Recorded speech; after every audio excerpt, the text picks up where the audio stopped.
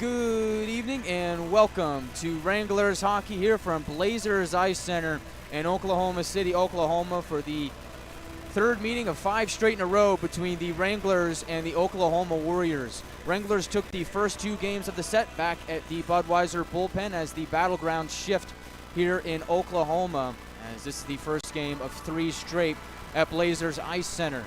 So a bit of a mini playoff series, if you will, to kind of start out the season between the Wranglers and the Warriors, which is ironic considering the playoff matchup that these two had last spring with the Warriors coming out on top. Although, if this was a playoff series, the Wranglers would be up 2-0 as they took the first 2 contests back at home.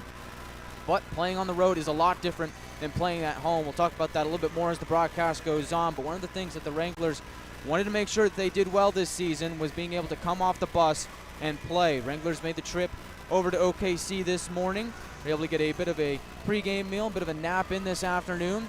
Just came out for warm-ups. They're now back in the locker room. They'll emerge shortly, but have to find a way to come off the bus and play, as Ryan Anderson says from time to time, against a very, very skilled Oklahoma Warriors team that they saw at home last weekend. Speaking of last weekend, let's talk about those last 2 games against the Oklahoma Warriors. First game on Friday of last weekend, exactly a week ago. The Wranglers defeated the Warriors 5-3 in regulation, a game that looked like it was going to be destined for overtime. Wranglers were able to rattle off 2 quick goals in the final minute of regulation to give them the 5-3 victory, courtesy of goals from Roman Zapp and Connor McNaughton. And then the most recent game, which was played on Saturday, Wranglers won 3-2 in overtime. Started out with a Ben Ivey shorthanded goal in the first period. The game was tied 1-1 after 20 minutes of play. Kyle DeMarco gave the Wranglers the edge once again, 2-1 on a power play goal in the second period. Warriors stormed back to tie it once again, and after a scoreless third period, this time we finally got that overtime game, and it was Connor McNaughton notching the overtime winner after Connor McDonough made 2 massive saves on breakaways in 3-on-3 overtime to keep the Wranglers in the game, eventually setting up the Wranglers' game-winning goal.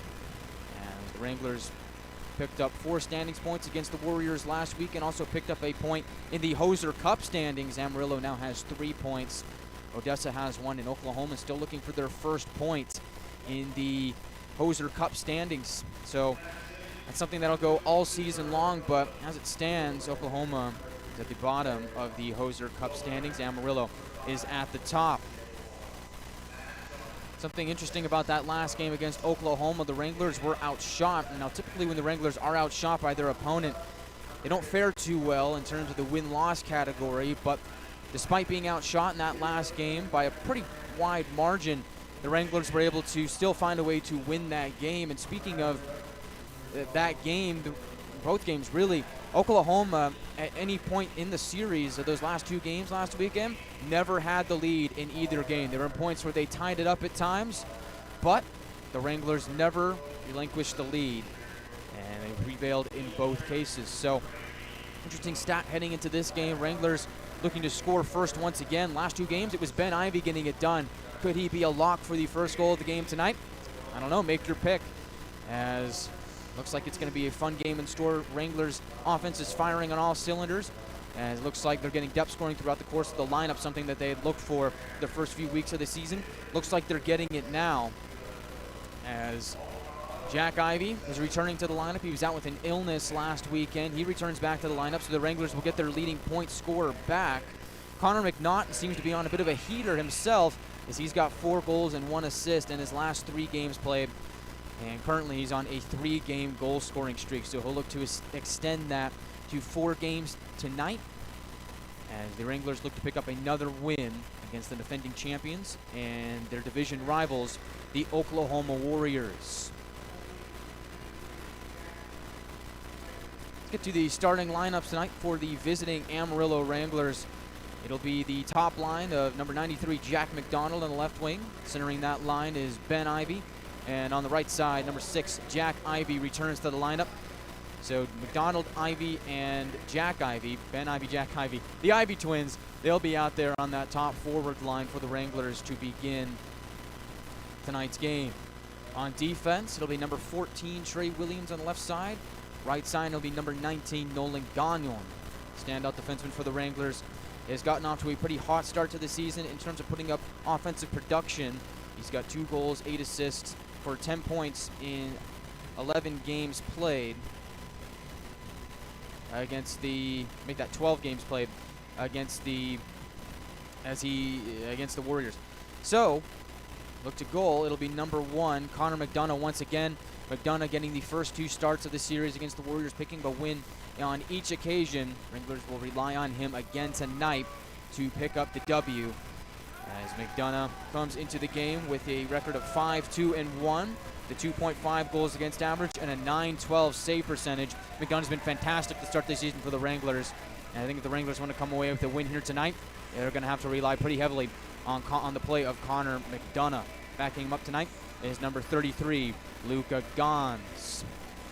Starting lineup for the home Oklahoma Warriors. They'll start with their top line as well. A lot of skilled forwards throughout this Oklahoma lineup, but hopping it all off, number 12, Riley Bruick on the left side. Centering that line is number 8, Drew Sutton. And on the right wing, it'll be number 27, Owen Carlisle. On defense, it'll be number 19, Landon Fleming, who did not receive a suspension after the incident that occurred in the most recent game at the Budweiser bullpen between these 2 South Division foes. For those of you who missed it or may not remember, Landon Fleming kind of tackled Jack McDonald off a face-off in the neutral zone. McDonald really wasn't able to defend himself, and so Landon Fleming was given a game misconduct. Wranglers got a 5-minute power play, and consequently, that was when the Kyle DeMarco power play goal was scored at the tail end of that 5-minute major. So he returns to the lineup. He'll be getting his start on left defense, and his D partner, will be number 24, Dominic Elliott, the Michigan native. And in goal, it'll be number 30, Daniel Duras. Duras got the start in the first game between these 2 teams, and he picked up the loss as the Wranglers won that game 5-3. And so they will turn back to him in net after going with Dylan Johnson in the most recent game. As the Warriors have come out to take the ice, Wranglers have already come out there. They're standing at their own blue line awaiting the national anthem. As the Warrior faithful salute their crowd. It's a very loud goal horn.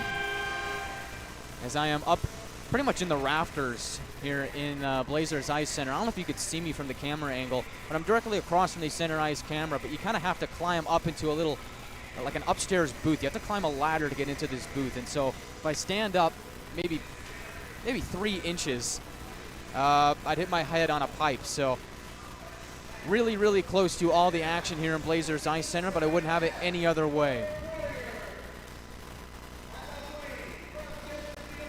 As it looks like they're announcing the Warriors starting lineup in-house.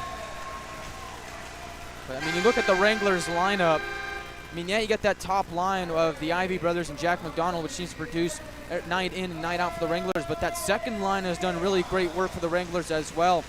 This is a line that has generated a lot of really good forwards in terms of plus minus. I mean, Toby Pukin is off to a great start this season for the Wranglers. He's got 7 goals and 8 assists for 15 points in 12 games. Pukinen's off to a great start. He's a +2 on the season. His line mates, Alex Papaspropoulos and Roman Zapp, are a +4 and a +8 respectively. So it's a very solid scoring line for the Wranglers, but they're also very solid defensively as well. That's a line to watch out for the Wranglers this evening.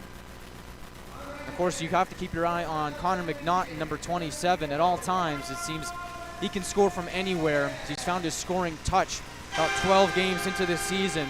As I mentioned before, he's on a 3-game goal-scoring streak.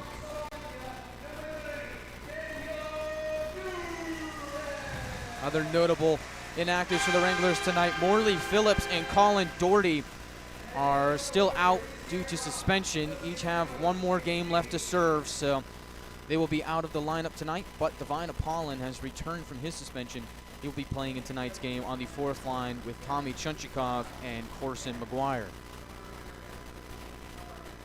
So it looks like we'll get to the national anthem, and then coming up next is Puck Drop from Blazers Ice Center. This is Trace Day, and you're listening to Wranglers Hockey on YouTube. Perfect.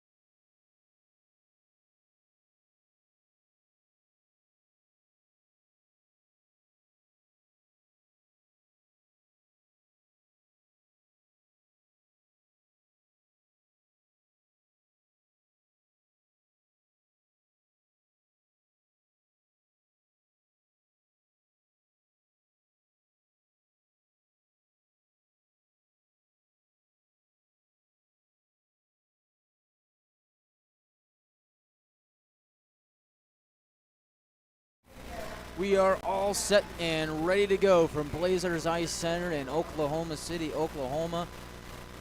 And so we appreciate you tuning into tonight's broadcast. Pull up a chair, get a drink, get a snack of your choice, as it looks like it's going to be a fun one in store between the Wranglers and the Warriors. Again, this is part of another game in the Austin Hose Rivalry Series.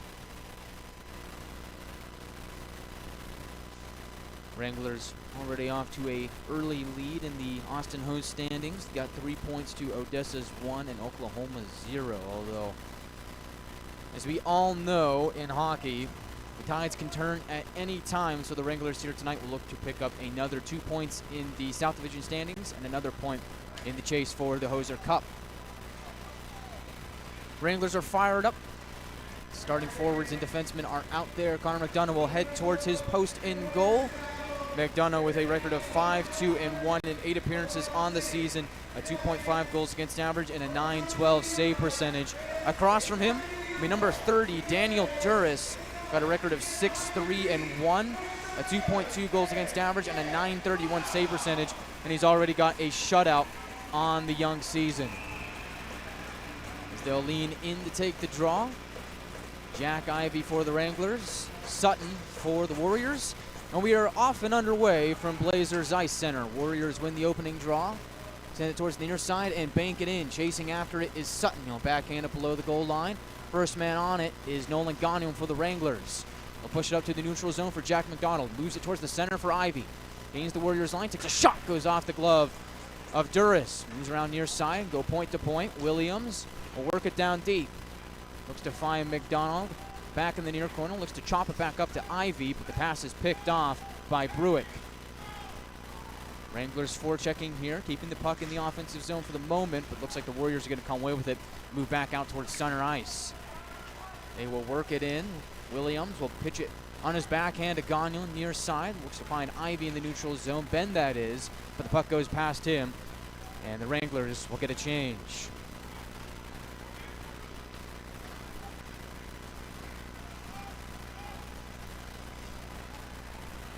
Wranglers in the offensive zone. Papaspropoulos looks to find Zapp.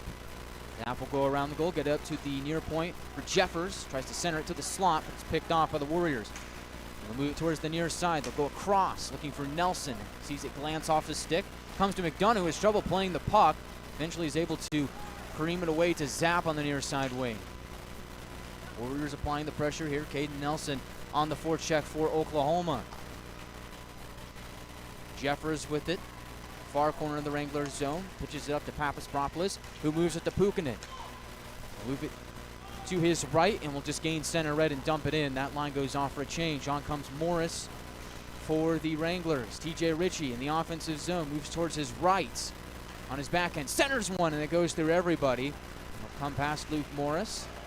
Will battle for it. The near half wall goes around to the near corner where it's picked up by Oklahoma. See some bodies collide in the neutral zone. They find Speck in the offensive zone. Kyle DeMarco, head up, looks to find Grayson Gerhardt at his own blue line. Puck goes past him as Luke Morris meets Elliott in the neutral zone. Puck bouncing around here. As Sproul over the offensive line, loses it.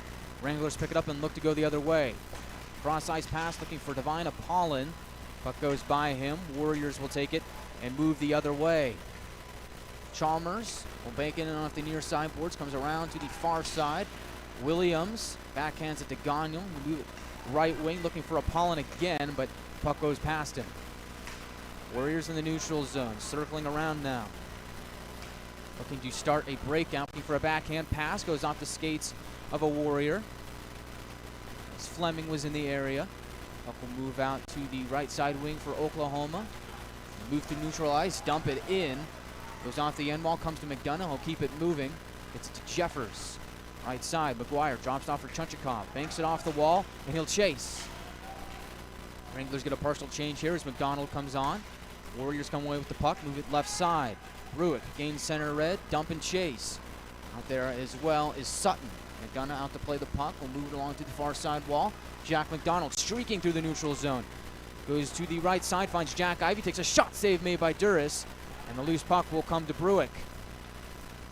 He will cautiously evade the pressure of Jack Ivey. Warriors pass is intercepted at their own blue line. Wranglers keep it in. Ben Ivey at the line, moving towards his right, loses the puck to Sutton. He races into the offensive zone. Sutton splits the D, moves towards McDonough, but McDonough's out there to poke the puck away and move it towards the right side. Here's McDonald again, into the offensive zone, takes a shot, and it goes off the end wall. Might have caught an Oklahoma stick. So moves around to the far side wall. Ritchie, point to point for DeMarco. A blast goes off the end wall and is picked up by Oklahoma. Dominic Elliott tries to get out of his own zone. Misfires on the first attempt. And he will wait behind his own net as the Warriors regroup here and exit their own zone. They'll dump it in. McDonough pokes along to the far side corner. Wranglers are able to jab it away to Roman Zapp. Gets his pocket picked by Howard. Tries to take a shot, goes off the leg of DeMarco. Puck is loose for the moment, held in at the line by Chesler on the clearing attempt. He'll take a shot, and it's swallowed up by the belly of Connor McDonough. Get a stoppage with 15:22 to go in the first period. Good action here to start this game between the Wranglers and the Warriors.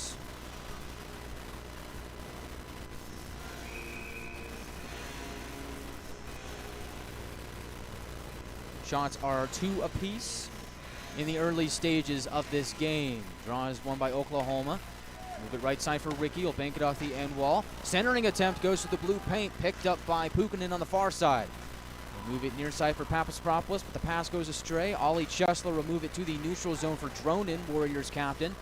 He'll send it diagonally to the far side corner. Chasing after it is Nelson. Williams will backhand it to the near corner. Warriors get a shot off, and once again, McDonough will make the save.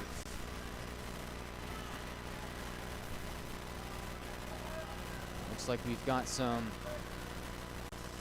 words for each other after the whistle. Nelson and Ghanen exchanging some words. And again, you think back to the chippiness that we saw in the second game at the Budweiser bullpen between these two. That's not going to go away, especially between South Division foes. So I wouldn't be surprised if at some point we saw a fight, or at least a few big collisions. We've already seen a few of those already.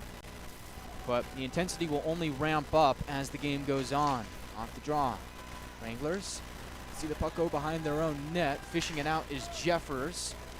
We'll get up to Gerhard, takes a big hit along the far side boards. He has iced the puck, so the draw will come back to the Wranglers zone.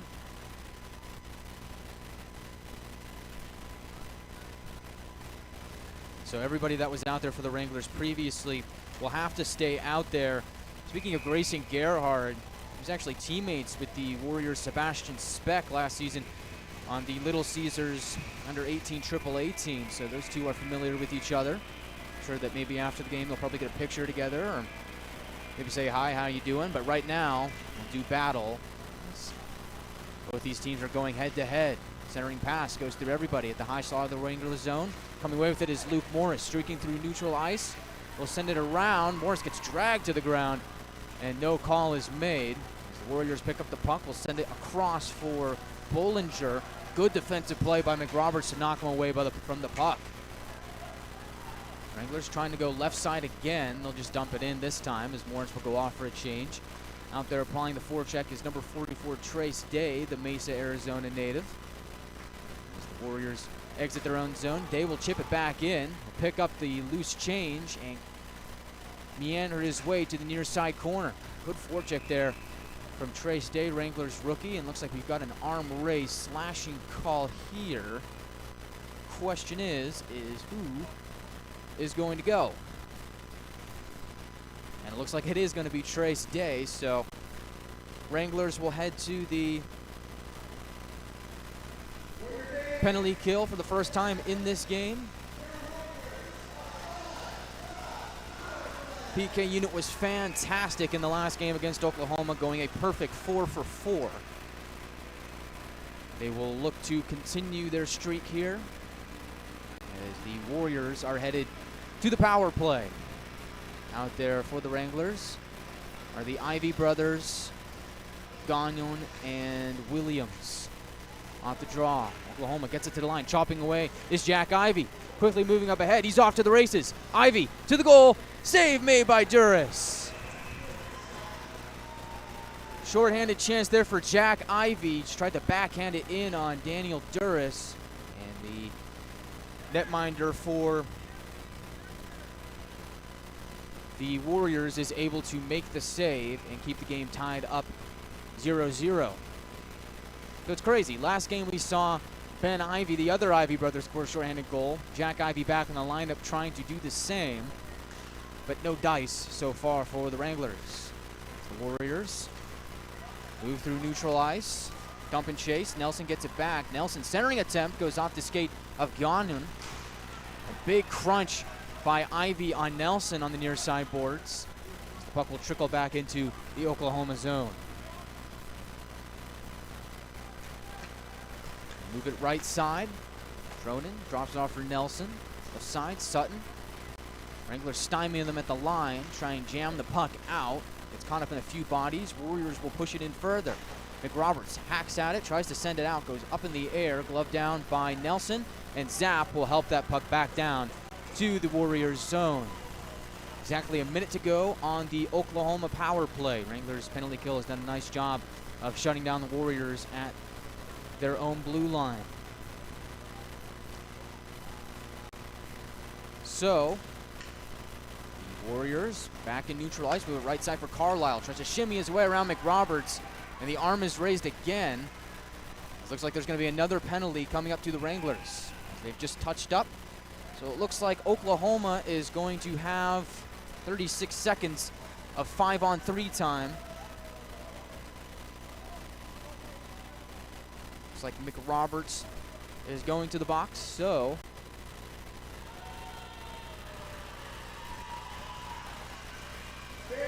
5-on-3 for 36 seconds. Big face-off coming up here for the Wranglers. You figure if you can win that face-off, get it back down to the Oklahoma zone, you can kill some time.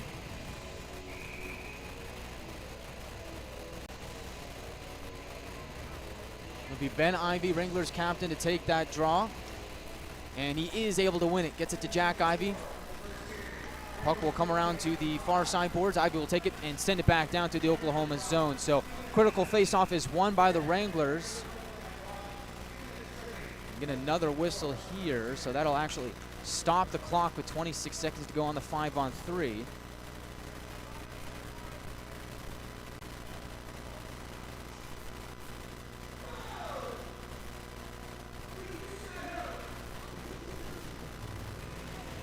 So looks like now the Warriors will get a penalty of their own. And the box now is Bryce Howard.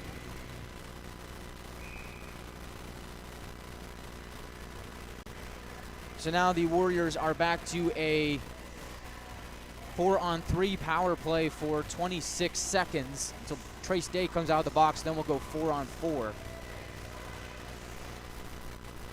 So the Wranglers catch a break there.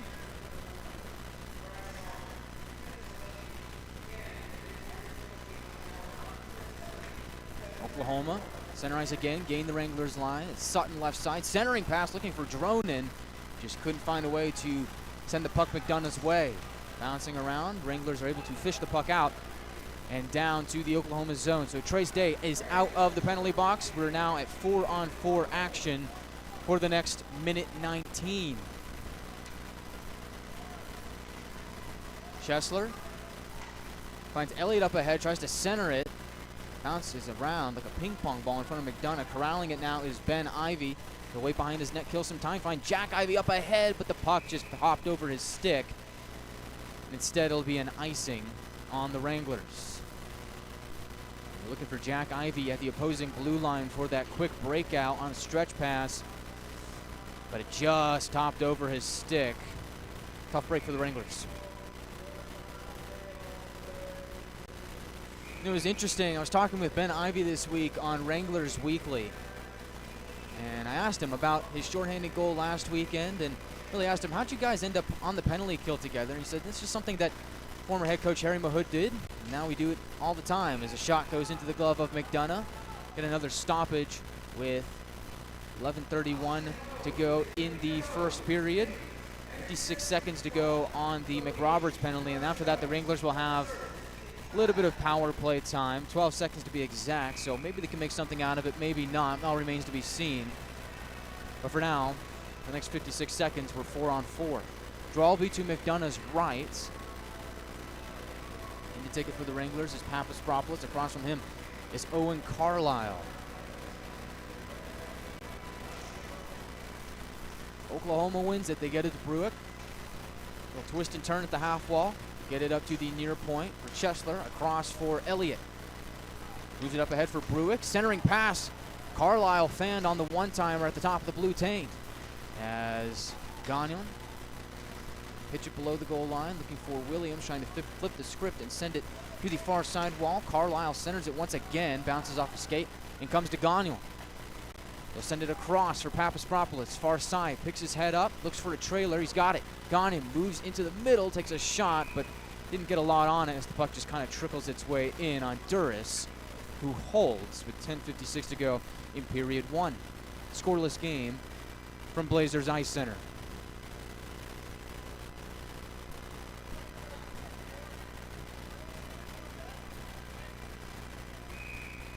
$20 seconds to go until Henry McRoberts comes out of the box.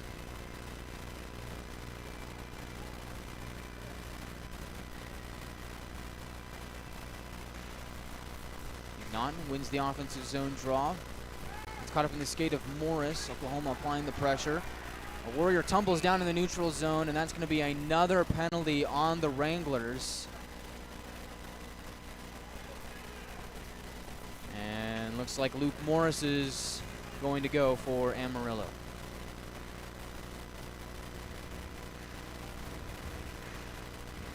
So, that is already the fourth penalty committed in this game.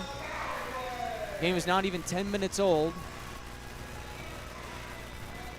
The Warriors will go back to a 4-on-3 power play. Draw will be in the neutral zone. Jordan will take it for Oklahoma.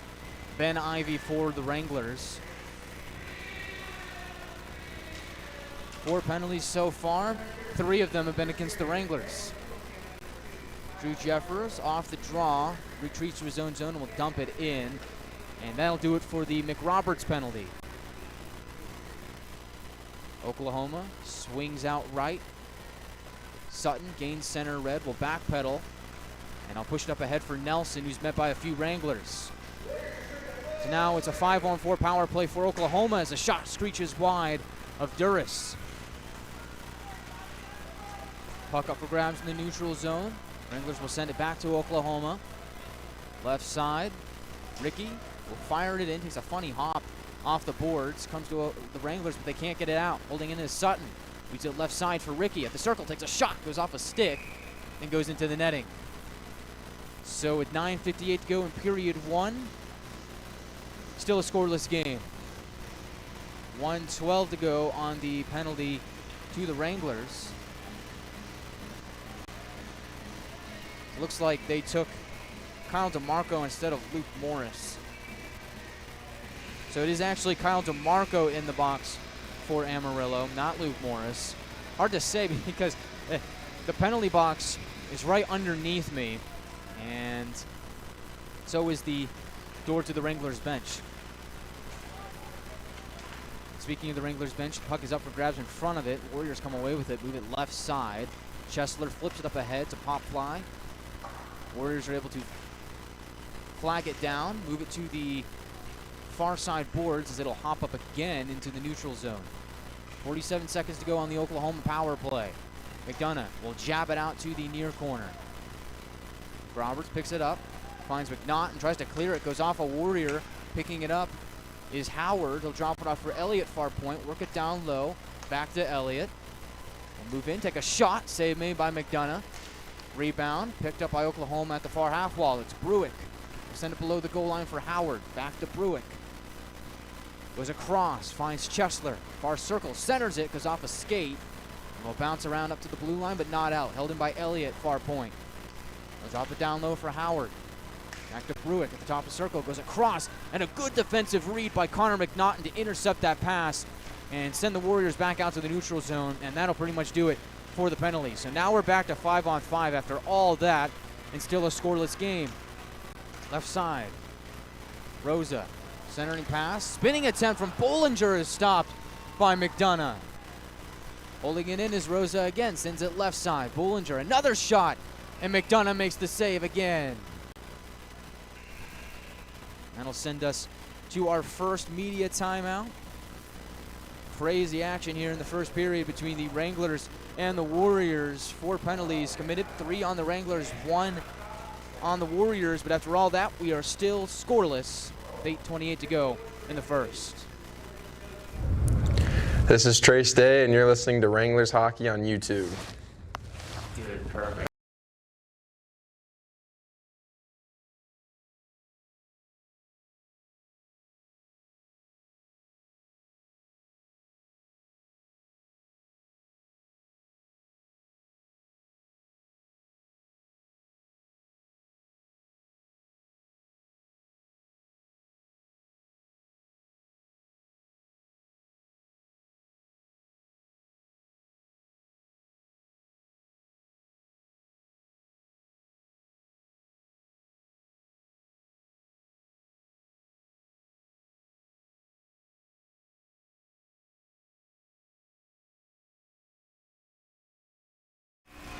Welcome back to Blazers Ice Center. It's a scoreless game with 8:28 to go in the first period.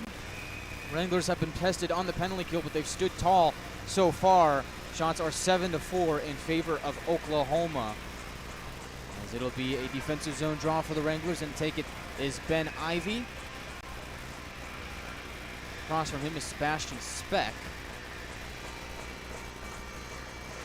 And Oklahoma wins the draw. Speck looking for Bollinger, high slot. Picking off is McDonald. Gets some help from McRoberts. Bank it off the glass. Flagged down by the glove of Bollinger. He'll come away with the puck. He'll pitch it up ahead down low for Speck. He'll twist, get it back up far point for Brenner. Left side, Vig. Dump it in. Bollinger turning, shooting, goes through the crease. Brenner all alone takes a shot from the circle, and that one also goes astray. Rosa at the line, spins away from pressure, takes a tumble, and the Wranglers were swarming him. They pick up that loose puck and send it down for an icing. 7:51 to go in period 1.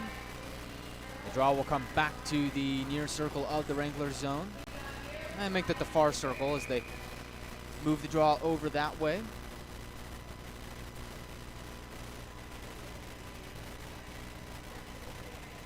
Ben Ivy will take it once again, but this time Homer is his opponent, and Ivy wins the draw.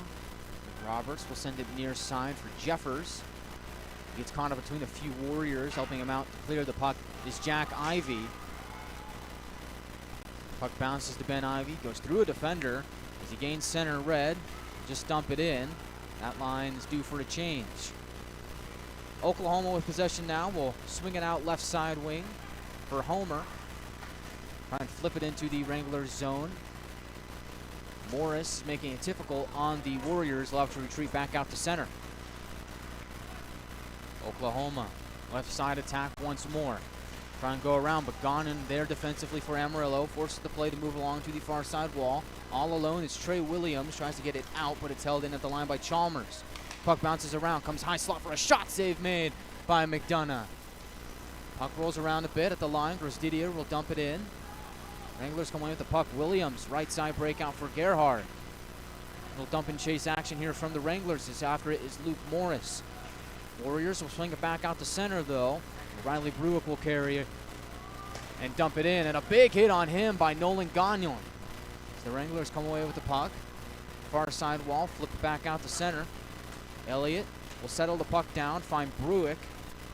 Warriors will move it up ahead. Sutton gains the offensive line, skates in, takes a shot. Save made by the mask of McDonough, and the puck bounces around a bit more as the Wranglers will come away with it. Quickly up ahead is Papaspropoulos. Moves towards his right, tries to go around the defender. Directed to the near side corner. Papaspropoulos still with the puck. A Warrior loses a stick. Get it back up to the line for DeMarco. Holds, waits, fires. Goes off a body below the goal line. Oklahoma's Elliott picks it up. Will bank it off the near side boards. Glove down by DeMarco in the neutral zone. He'll carry it in. He'll roll it around to the far side wall, looking for Roman Zapp. Drops it off for Jeffers. He'll take a shot. Goes up a stick and out of play. A couple good looks there for the Wranglers offensively, but still, with 5:48 to go in period one, it's a scoreless game. And I tell you what, Kyle DeMarco, we saw him use it last weekend and him picking up his first goal of the season on the power play in that second game against Oklahoma, but he's got a heck of a shot. And we're starting to see him use it more and more as the season wears on. He's being proven to be a good offensive tool for the Wranglers. I think if you can cycle that puck to DeMarco, just let him rip it from the blue line, you get a good chance. He's off the draw. Puck comes to Jack Ivey, takes a shot, and it's blocked by Chesler. At the line, shot goes wide from Jeffers. Puck comes back out to the neutral zone, picked up by McDonald, moves it right side for Ivey. Skates into the circle, takes a shot, and it just misses the net. McRoberts will push it back below the goal line. McDonald with it, muscling away from the pressure, gets it to the line for Jeffers. He'll take a shot, and it's snared by Duras. He'll hold with 5:20 to go in period one. Well, there's that Wranglers game. I mean, you talk about cycling the puck in the offensive zone. Wranglers doing a good job of that on those last few shifts. Saw Kyle DeMarco take some shots from the line. Then we most recently saw Drew Jeffers taking some chances there from the blue line. Kind of with the idea of maybe screen the goaltender Duras, maybe get a tip out in front and get that first goal of the game. But both sides are still looking for it, as we're just a little over 5 minutes to go in the first frame. Oklahoma will carry it out to center ice. Sutton drops it off for Carlisle, and he's met by the force of Grayson Gerhard as he goes down to the ice. McNaughton up ahead. Play getting physical here as bodies converge. Luke Morris has some words for Bruick as Oklahoma mulling around in the neutral zone, pushing it up ahead. Bruick from center ice moves it left side. Bollinger takes a shot, and it's saved by McDonough. 4:45 to go in period one. We're still scoreless. Well, we knew it wouldn't take long for physicality to ramp up, and really, in the South Division, all it takes is one big hit, and it just opens the floodgates for the rest of the game. And it looks like those gates have been opened. And once they're opened, they will not be shut. Play will only get more physical from here. Is off the draw. Shot. Save made by McDonough. Rebound comes to Jeffers. He will try and hoist it back up to the neutral zone, but it's gloved down by Rosa. Puck moves into the slot, bounces around, and Wranglers are able to chip it back out to center. Fanning on the upper pass is the Warriors. Get it to McGuire, takes a shot. Save made by Duras. Puck is loose, and the Warriors can't jam it home. Make that the Wranglers, excuse me, as they will push it back and further to the near side corner. Chunchikov, big hit on Chalmers.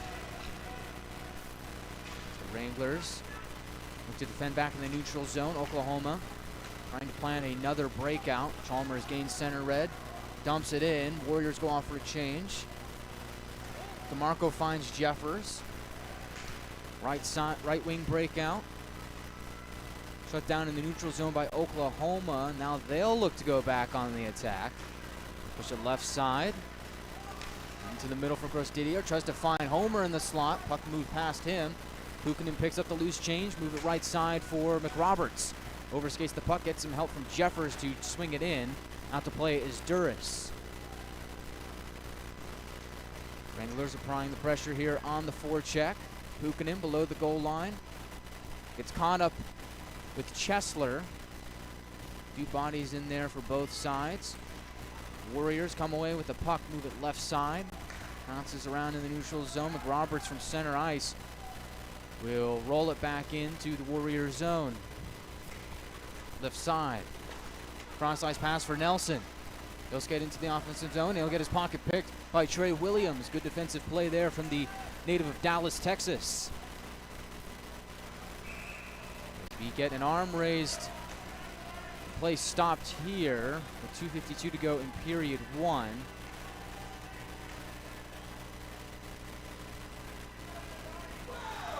And it looks like the Wranglers will have a power play opportunity here at the tail end of the first period. As Bryce Howard has found himself back in the penalty box. With 2:52 to go in period one. So an excellent opportunity for the Wranglers to get the first goal of the game. Technically, they have had one other power play chance, but it only lasted for about 10 seconds. So now this is a really good chance for them to cash in here. Ivy brothers out there with McDonald, Pukinen, and Gagnon. Gagnon has it at the line. He'll chop it across to Ivy near side. Moves it towards the slot for McDonald. He's swarmed by Warriors, and they will roll it back down to the Wranglers zone. After it is Nelson. He's actually the first one on the puck. He'll send it back out to the neutral zone for Elliott. Warriors doing a good job of killing time here shorthanded. Wranglers looking to regroup, get back on their horse, and create some opportunities here on the man advantage. Gagnon drops it off for Ivy. Right side finds Jack. He'll whip it around into the offensive zone. Duras out there to slow it down. Warriors move it back up ahead, and they are able to push it back out down to Wrangler ice. Amarillo gets a partial change, and now a full change as Jack Ivy comes off. Warriors getting a change shorthanded as well.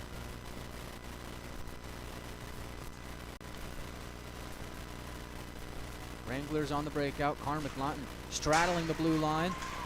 Wranglers aren't able to get it to him as they get met up in center ice. 47 seconds to go on the power play for Amarillo. Papaspropoulos galloping through the neutral zone. Gains the Warrior line. Will kick it up ahead to himself. Loses possession. Warriors are able to snipe it back out to neutral ice again. DeMarco carries it into the offensive zone. Tries to drop it off, but a no-look pass for Papaspropoulos is met by the Warriors' stick. And once again, the Wranglers will have to regroup. Williams, left side, looks for McNaughton. Puck will trickle into the Oklahoma zone. Warriors will push along to the near side wall. Oklahoma will flip the script and send it back along to the far side wall and back out to the Wranglers zone. McDonald will slow it down, and that'll do it for the Wrangler power play. 50 seconds to go in period one.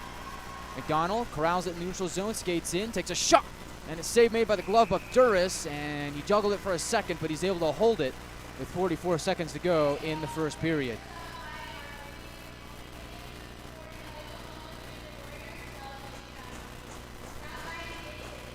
Be an offensive zone draw for the Wranglers here. Will be to the left of Duras in the near circle of the Warriors zone as you see it on NAHL TV. Off that draw.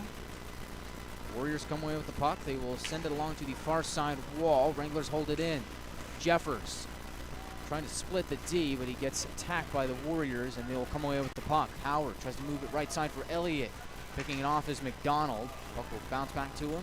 Get some help from Gagnon to corral it. Maybe one last gasp here to end the first period for the Wranglers offensively. As something has come out of the stands and onto the ice. Play is still moving. Comes to Ben Ivy, centering a 10 for a shot. A sharp angle is stopped by Duras. 10 seconds to go in period one. And after the whistle, we have a skirmish. A Warrior took a Wrangler took a tumble into the ice. That was Jack McDonald. He's now back up to his feet. Also in the fray is Jack Ivy and Ben Ivy. So we'll see if there are any penalties awarded here from this.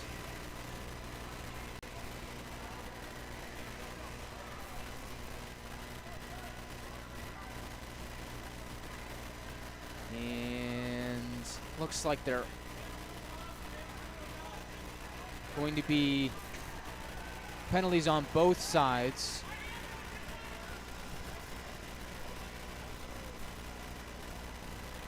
As Brenner has picked up 2 minutes and McDonald has picked up 2 as well in the waning moments of the first period.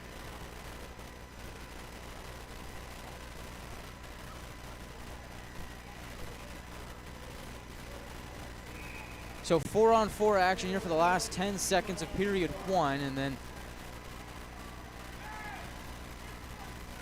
we'll have a minute 50 of 4-on-4 time to start period two. off the draw. Puck at the far wall. Carlisle will send it to his D partner, and that'll do it for first period action here from Blazers Ice Center. So the heated first period ends in a scoreless tie. A lot of penalties to be had on both sides. Neither team could capitalize on the power play. The score is 0-0 after 20 minutes.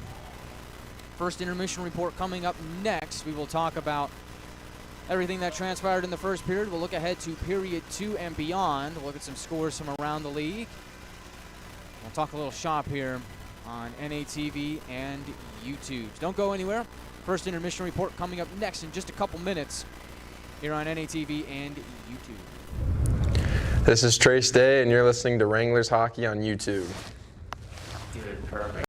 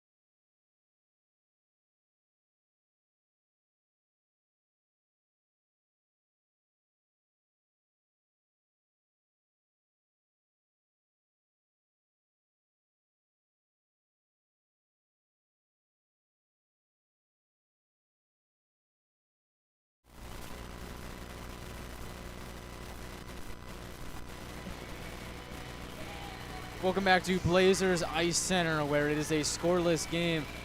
After 20 minutes of play got chippy, play got feisty as the period wore on. That certainly will not go away as the course of this game continues, and really as the weekend continues. The first game of a 3-game set here at Blazers Ice Center between the Wranglers and the Warriors, and these two teams also met last weekend in Amarillo for 2 games. So, I mean, these teams have become very, very familiar with each other, and quite frankly, I think they're sick of each other, as there's been a lot of yelling, shouting, pushing, shoving, hitting, all of that sort of stuff in the first period, and we will certainly see it in the second period and beyond. Hi, everybody. I'm Chiarenza, bringing you all the action here from Oklahoma tonight. As the first intermission report starts now. No goals throughout the first 20 minutes of play, but we did see a good share of penalties in the first 20 minutes of play. 3 to the Wranglers, or make that 4 to the Wranglers, 3 to the Warriors.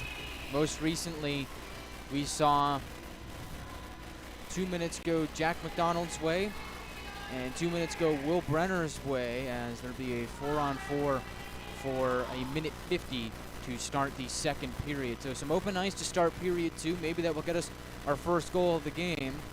Remains to be seen, but for the Wranglers, spent a lot of time on the penalty kill and 4-on-4 at times. I mean, it gets a little dicey when all these penalties start really adding up at the same time, but the official stat comes out to Amarillo being 0 for 3, although they're currently milled to 4-on-4, and Oklahoma being 0 for 4 on the power play. So that's where we're at after 20 minutes of play. Really, I think the biggest thing to talk about really is the physicality and the way both teams are playing defensively.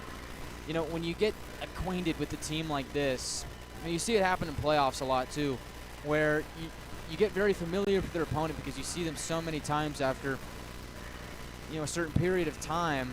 You get something like this where you get a bit of a feeling out period for the first period where both coaches are really trying to find out, okay, what changes did you make from last weekend to this weekend? And so I think we might see the scoring open up a bit here in the second period, but looks like Oklahoma's plan is to just kind of carry the puck over the offensive line, maybe work it around a little bit, but for the most part just get shots on goal, shots on Connor McDonough, as Oklahoma took 11 shots in the first period, and a lot of those shots did come on the man advantage. Wranglers doing a good job of shutting down the Warriors at the Amarillo blue line and making life difficult for them in the neutral zone.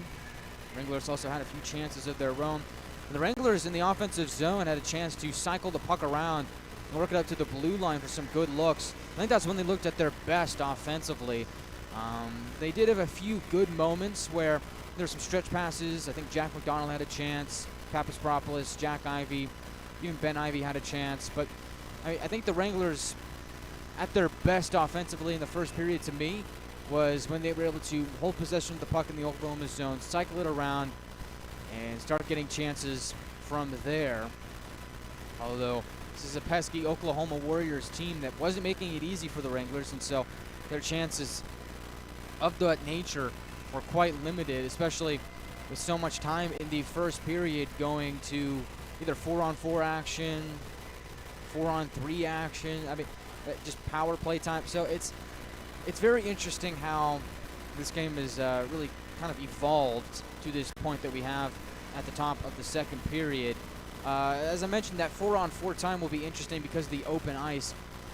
We saw a lot of that in the first period where, you know, there was 4-on-4 action, and really there was a good chance for Jack Ivey. He would have been all alone on a breakaway, really, if the pass would have been able to be corralled by Jack at the opposing blue line, but it just hopped over his stick. It was a good chance offensively for Jack Ivey. He just wasn't able to corral that pass. I think it was probably the best look on either side in the 4-on-4 time. So maybe look for some of that action to start period 2, as we'll have almost 2 minutes of 4-on-4 time, a minute 50 to be exact, as McDonald's in the box for the Wranglers and Will Brenner for the Oklahoma Warriors. So keep an eye on that 4-on-4 time, but afterwards, I think for the Wranglers to really get onto their game, I think they really just have to kind of settle the puck down here in the second period. And what I mean by that is I think I caught myself a lot of times in the first period saying that the puck was bouncing around, and it is. The puck really in this arena has been bouncing around quite like a ping pong ball on ice. I mean, it's been very hard for players to corral. You've seen players have a hard time really catching those pucks out of the air that are bouncing. Players will bank passes, shots, what have you, off the walls, off the boards. And afterwards, it's just kind of everybody converges on that puck, and players are having trouble settling it down. And so I think for the Wranglers, you just kind of have to simplify your game here a little bit. Not really just dumb it down, really, but just kind of really just work your way into this game. I mean, just settle the puck down, pick your head up, make smart plays. Don't put too much mustard on a pass, but really kind of just settle the puck down, keep your head up, just be calm about it, understand the situation, and just really kind of let the game come to you. It seemed like in the first period, both teams were kind of just racing after the puck, chopping at it, hacking at it, and that's what created so many of those instances where the puck was on edge and just kind of rolling around, bouncing around, what have you. And so I think for the Wranglers, just settle the puck down, make smart plays in the neutral zone, and generate some offensive zone time. And like I said, when the Wranglers were able to do that, they looked very good offensively. So more of that would certainly be good news for the Wranglers, but only time will tell what the second period has in store for both clubs.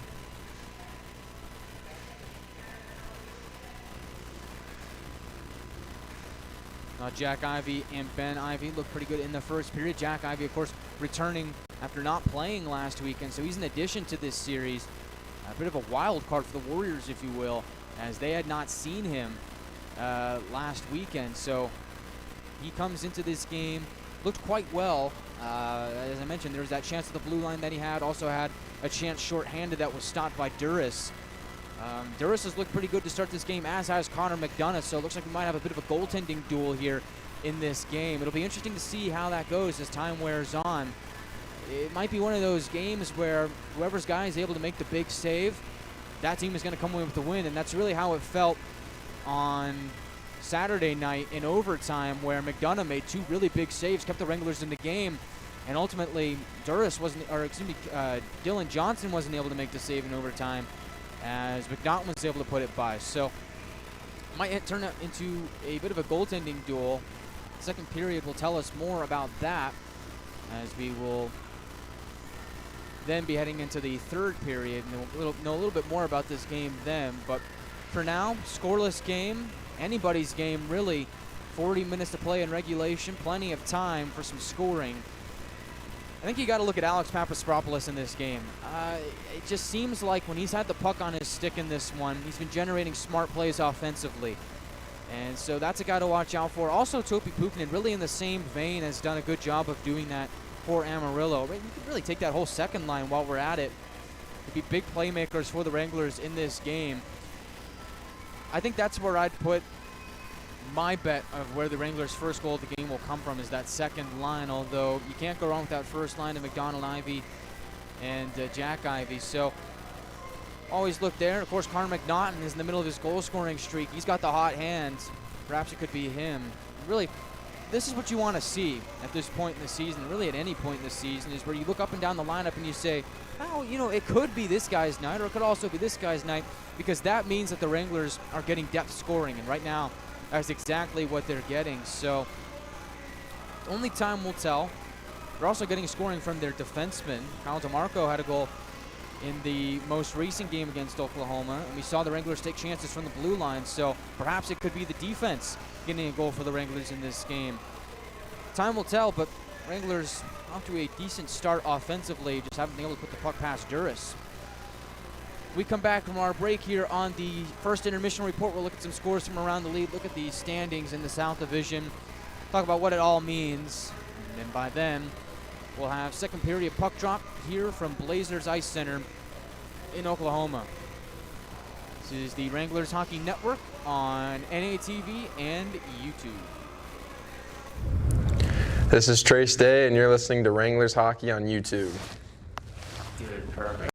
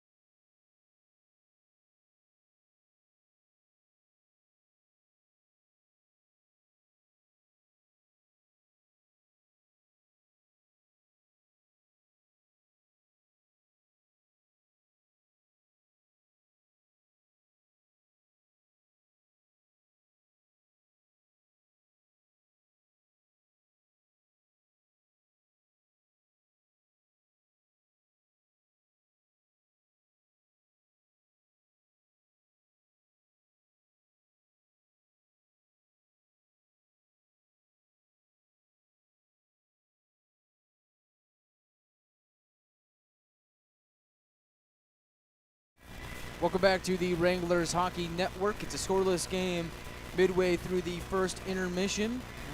Probably actually more closer to the second period action than midway point, but either way, the first intermission report rolls on. Scoreless game, 4-on-4 action for a minute 50 to start period 2. Fun action here from Blazers Ice Center. Good atmosphere, I must say, although this building is very, very cold. I mean, if I had it my way, I wouldn't be wearing this sports jacket, but that's what I brought. That's my only jacket, and it really is that cold here in Oklahoma. As I was warned from the coaching staff before this game that might want a better jacket. Told them this is my only jacket, as I watched them put on 2 very heavy-duty coats, as they were well prepared for the cold here in Blazers Ice Center. Although, you know what? You spend a lot of time in the Civic Center, which is also very cold in its own regard. You get kind of used to it, and I think I'm fine here as we roll along to the first intermission report and beyond for this game between the Wranglers and the Warriors. So, as promised, let's look at some scores from around the North American Hockey League. Looks like the Black Bears defeated the Hat Tricks by the final score of 4-1. Tomahawks and Titans are tied at 2 apiece in the second intermission. Wilderness have a 1-0 lead over the Steel, bottom half of the second period from Chippewa. Rochester has a 1-0 lead over Northeast, about the midway point of the second period. Minotauro's up 2-0 over the Bruins, and about quarter of the way into the second period. Norsemen have a 1-0 lead over the Bulls. Again, quarter of the way through the second period. Aberdeen and Bismarck are tied at 2 in the first intermission. El Paso and Odessa, a game to keep your eye on, is a 1-0 Jackalopes lead, and a quarter away into the second period. Another game to watch out for in the South Division. Lone Star and Corpus Christi battling down at American Bank Center in Corpus Christi. Lone Star with a 2-0 lead over the Ice Rays in the first intermission. Goals coming from Justin Kurt and Antti Ature. Another game in the South Division.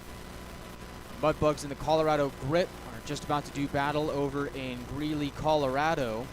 Wranglers will see the Mudbugs next week on Thursday and Friday. Don't forget, and now that I reminded myself, don't forget that the Thursday game is an 11 o'clock a.m. start because it's the Kids' Day game. So make sure you're well prepared for that. We've got a couple of games going on in Alaska later on in the evening.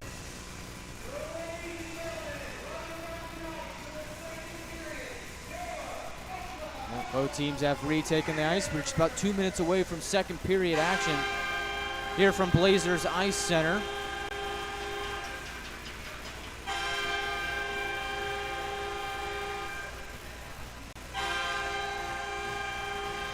As the Warriors have retaken the ice as well. Wranglers in their dark blue road uniforms, a blue jersey with a prominent red stripe followed by 2 white stripes with a white shoulder yoke, white numbers, and white lettering. Very sharp look for Amarillo. For Oklahoma, it's a gray jersey with black numbers, orange trim, black, white, and orange stripes as well, and black lettering. So, nice look for the defending champs, as Oklahoma will skate from left to right and Amarillo from right to left, as you see it on NATV. It's another one of those buildings where the camera is on the opposite side from where I am, so kind of in real time have to just think that everything that I see is mirrored for what you see on NATV, so I apologize if there's any slip-ups there, but so far, scoreless game. Still awaiting that first goal. Head on over to the Wranglers Instagram story to make your pick as to who will score the first goal of the game for the Wranglers. Talked about him in the first intermission report. I'm going to go with Alex Papastropoulos. I think he's due for a big-time goal. He looked pretty solid in the first period. Give me Alex Papastropoulos to get the first goal for the Wranglers.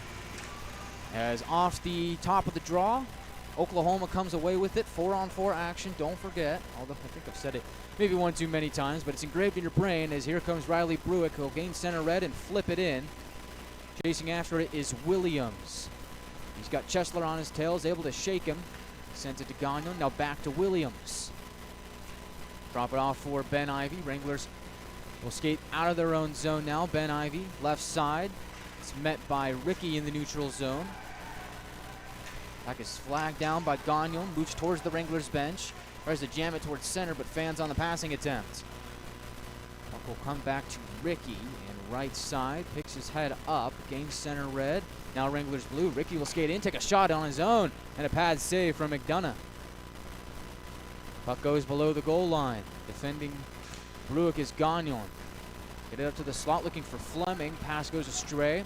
Picked up by Ben Ivy. Look towards his left. He'll hold it into the offensive line. Gagnon will backpedal away from Elliott. Finds Ben Ivy at the near half wall. Tries to get up to the line for McRoberts, but the pass goes by him. He'll have to retreat back out to center. Now quickly sling left side wing in. Stops at the near half wall. McRoberts surveys the seam, throws it to the middle, goes off the skate of Zapp. And loose puck is corralled by Duras. Get our first stoppage of the second period with 18:38 to go in period 2. Looks like somebody in the arena forgot to update the scoreboard to period 2. It still shows period 1, but I know better than that. As Roman Zapp will take the draw to the right of Duras. Oklahoma comes away with it. Right side. They'll move into Wrangler territory. Howard, first one on it. Defending him is Jeffers. Drew Jeffers got the puck pinned up against the boards. Near corner of the Wrangler zone. A stick is loose. Belong to Howard. Zapp comes away with the puck. Is able to find McRoberts. Return pass for Zapp was just a little too hot for him to handle. Puck will go to the Warriors. Fleming, right side, upward pass for Howard. Gains center red, now Wranglers blue. Gets jammed along the near side boards by Grayson Gerhardt. It's another big hit by the Wranglers rookie. It's Chalmers moves it up ahead for Howard. Goes off the skate in the neutral zone. Big crunch. McRoberts in the neutral zone. Howard tries to go across for Dronin. He gets spilled down to the ice.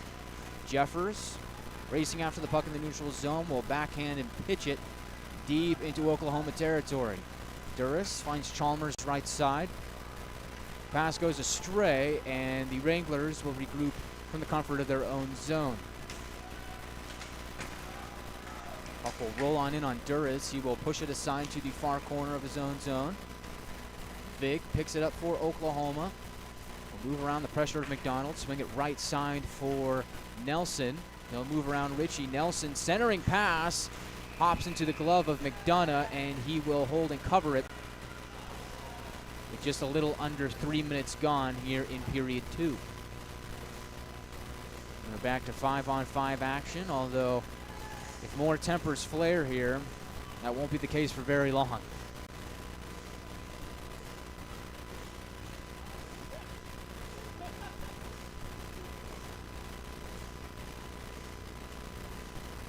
Draw will be to McDonough's right. Far circle of the Wranglers zone.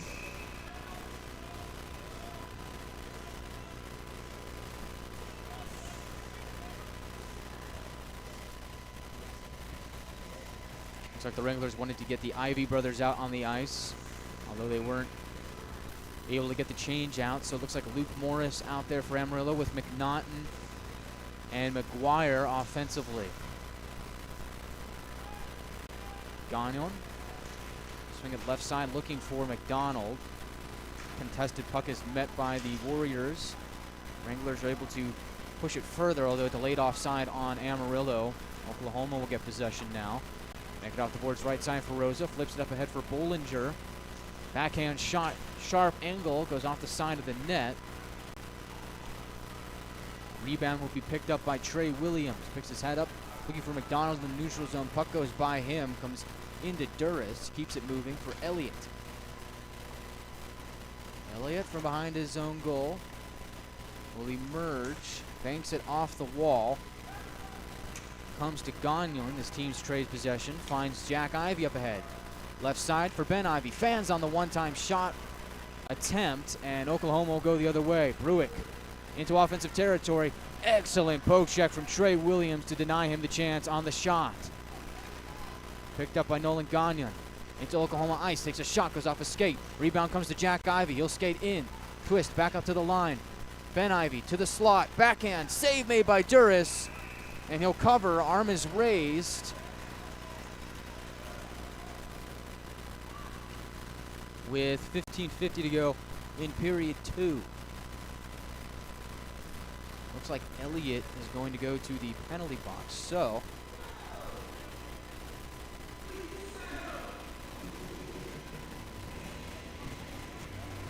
Wranglers will get another power play opportunity.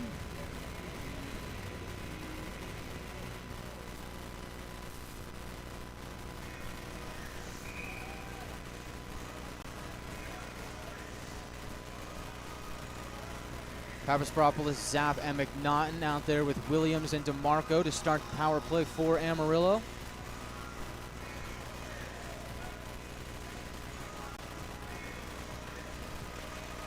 Zapp wins the draw, gets it near point for Williams. He'll settle it down, move it up to the half wall for Papaspropoulos. Back to Williams.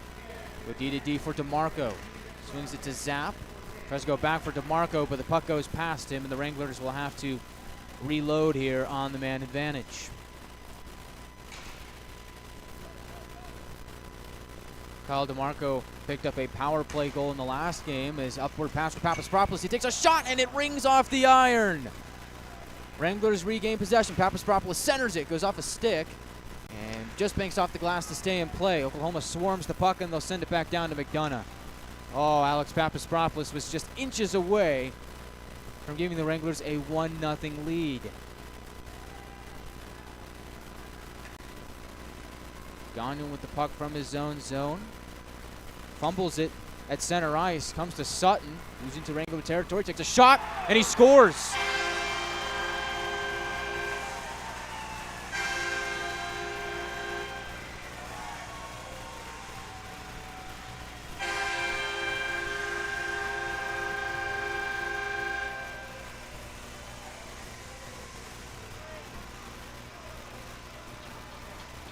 So the first goal from the last game between these two was shorthanded, went the Wranglers' way. This time it's a shorthanded goal for Oklahoma, as it was Sutton scoring the goal for the Warriors to put them up ahead by 1.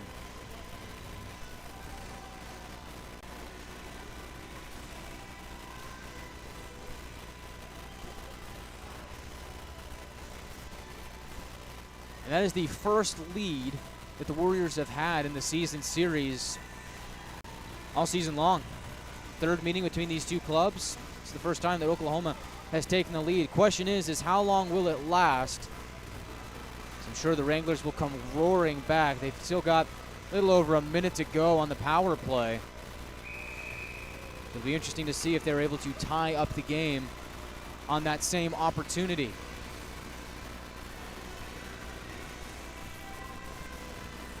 Drew Sutton, unassisted. He picks up his 9th goal of the season and his 16th point overall. Shot by Chalmers is stopped by McDonough. Another shorthanded opportunity for Oklahoma.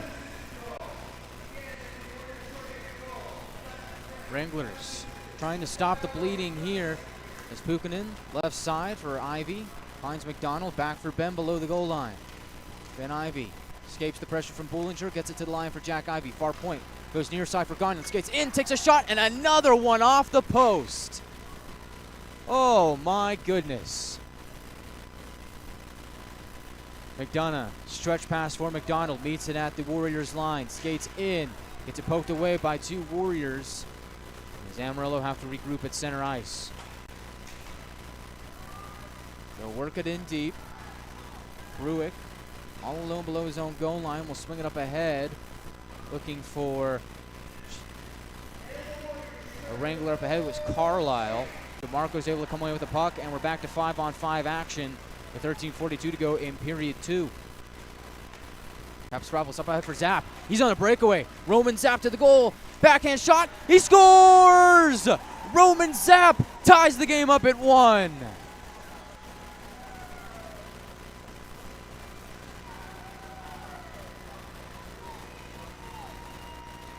And that's just what the doctor ordered for the Wranglers.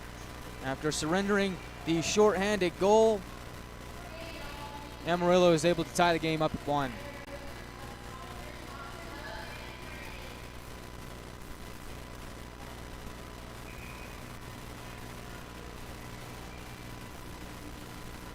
We'll await the official assist, but great read by the Wranglers from their own zone to find Zapp streaking up ahead. Stretch pass, he was all alone. And on the back end was able to beat Duras to tie the game up at 1. Wranglers looking for more from their own zone. Will look to start the breakout. McRoberts, left side, looks to find a Pollen up ahead. He was tied up with Fleming. Puck goes around to the slot, picked up by Bollinger, skates to the circle, takes a shot, save made by McDonough. Back up to the line for Vig. Far point, pressured by Chunchikov. He's forced to send the puck around to the far side wall. Bollinger meets it at the point. He'll take a shot, goes off the end wall. Be picked up by McGuire. Gets it to the line, but not out. Vig will lift it up ahead below the goal line. Puck bounces off the end boards. McDonough's there to poke it away. Shot on goal is easily patted away by McDonough. Warriors try and work it to the slot, but it goes off a stick and will roll back down to Oklahoma ice. 12:30 to go in period 2 from Blazers Ice Center. It's a 1-1 game. McNaughton, left side, works it in deep. Warriors come away with it. Left side, Sproul finds Brenner, back to Sproul. He gains the Wrangler line, tries to center it. It's met at the high slot by Brenner. He'll twist away at the line, turns, shoots. It's blocked by Morris. Work it to the left side. Homer spins away from DeMarco. Below the goal line, it's exchanged with Sproul. He's now met by McNaughton. Wranglers can't come away with the puck though. Back up to the line. Chalmers across for Ricky. He'll take a shot. Pad saved by McDonough. Far side wall, the puck goes. Oklahoma still has it. Howard racing below the goal line. Pops out on the near side wall. Twists away from Ritchie. Back below the goal line. Howard stood up by the big man, and the Wranglers are now able to take the puck away, but not without a penalty. Looks like TJ Ritchie's going to go to the box, and Oklahoma back to the power play.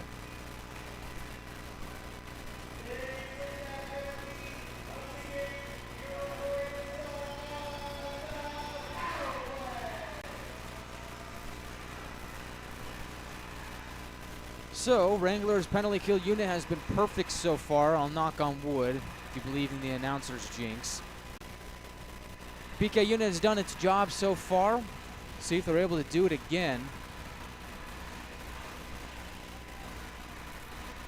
So far this evening, they are 4 for 4.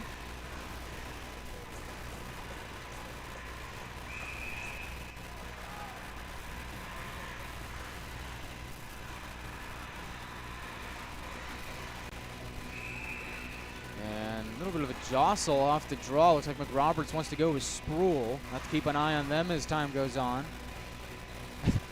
Head officials looking at them like, really? Come on. And so now, with the draw to the right of McDonough, they'll drop the puck. Wranglers send it to the corner, get along to the near side wall, and they will get it back out to center.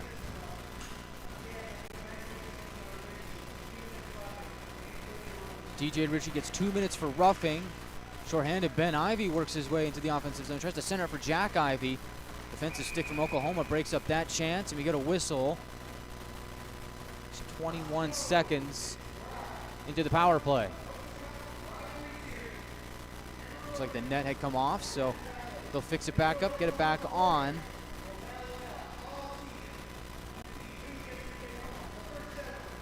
as Ryan Anderson and company look on. Anderson, the head coach for the Wranglers, first year behind the bench, as this is assistant Connor Yanni. It'll be a neutral zone draw right in front of the Wranglers bench. McNaughton will take it against Howard, make that drone in.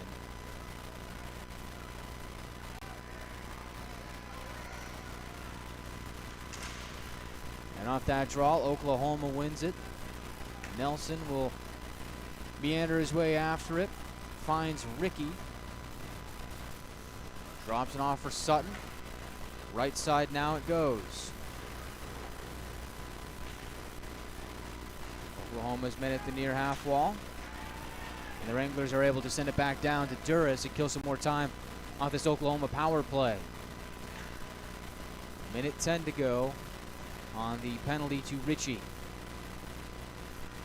Ricky drops it off. Sutton plays catch with Nelson. He skates into offensive territory. Jeffers picks up the loose puck. Will spin it around to the far side wall. And the Wranglers are able to get it back down all the way to Duras once more, as Oklahoma's under a minute to go on the power play opportunity.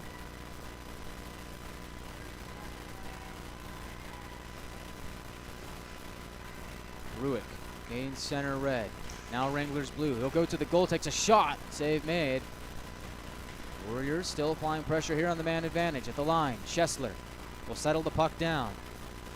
Move towards his right for Bruick. Down below the goal line. Howard across looking for Elliott, and he just couldn't tap it home. Elliott will skate around to the near side wall, gets it up to the line. They'll settle it down, and we get a stoppage. 14 seconds to go on the power play. It looks like now McDonough's net has come off, so they will fix that up with 9:43 to go in the second.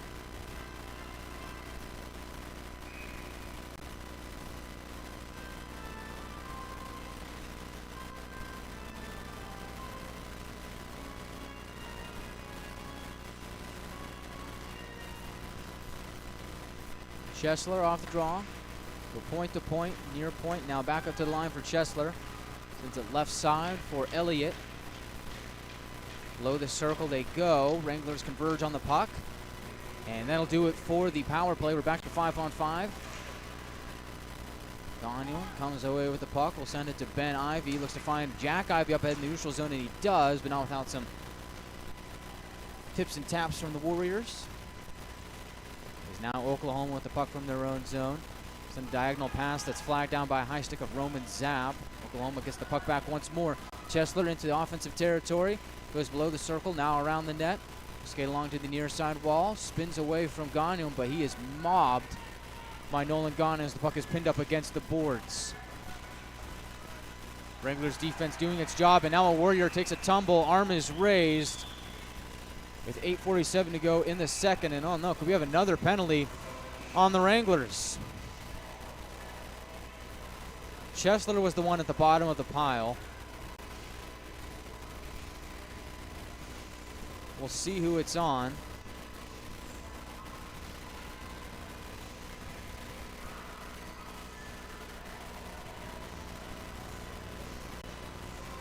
And yeah, looks like it's going to be another penalty on the Wranglers. Nolan Gagnon is headed to the penalty box.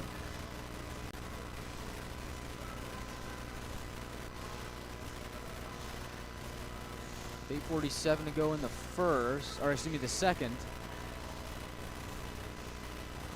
We'll wait to see what exactly is going on here. I can take a peek down and see what they're talking about at the scorer's table. They'll talk things over with the captains. And I'll do a little bit of eavesdropping and see what I can gather from this conversation. But all indicators point towards it being another power play for the Warriors. So the Wranglers penalty kill unit, while it has done an excellent job in this game, would probably like to not be out there.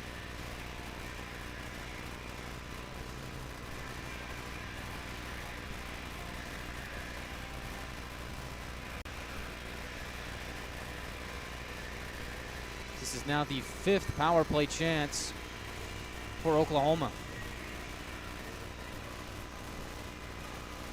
So they've talked it over with the captains.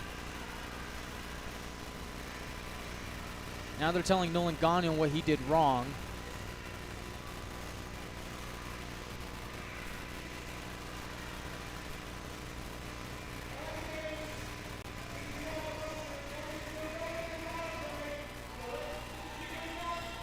I believe it might have been a roughing call. Either way, Wranglers back to the penalty kill. We'll see if they can get the job done once again.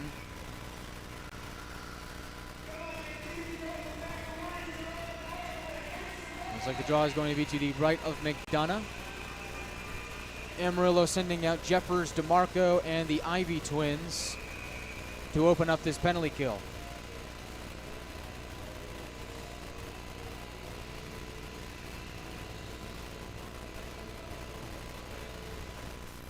Off the draw, Oklahoma gets it to Ricky. He'll walk the line. Find Nelson, gets it back to Ricky. Right point, finds Sutton. Below the goal line for Dronin. Back to Sutton at the half wall, goes across for Nelson. He corrals the puck, tries to center it, goes off the stick of Ben Ivy into the air. Corralled by Dronin. Work it out to Sutton. Far wall takes a shot. Save made by McDonough. Pinned up against the boards. They'll work it out to the near point. Takes a shot, and they score. Nathan Ricky gets the goal, and the Warriors have a 2-1 lead.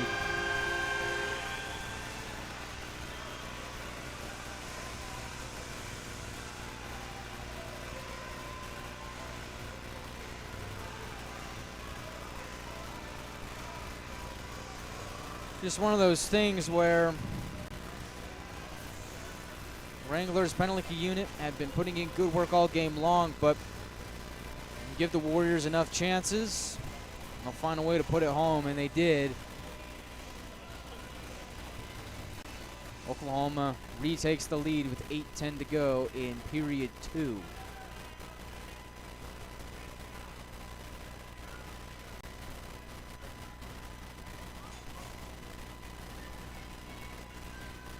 So for Nathan Ricky, that's his second goal of the season, his 12th point overall.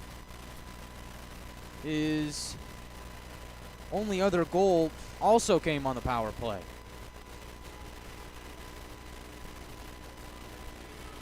He has made the game 2-1 in favor of the Warriors. Wranglers will once again look to get it back.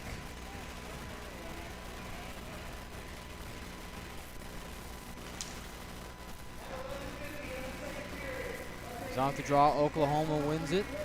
Go D to D. Work it up ahead. Puck comes to McDonough. He'll keep it moving. Moves along to the near side wall. Oklahoma's there to meet it. Puck goes below the goal line. Jeffers, backhand pass. Nobody was there. Comes to the stick of Nelson. He'll skate around to the top of the high slot. Almost fumbles the puck at the blue line. He's still circling around like a vulture. Nelson pitches it to Dronin.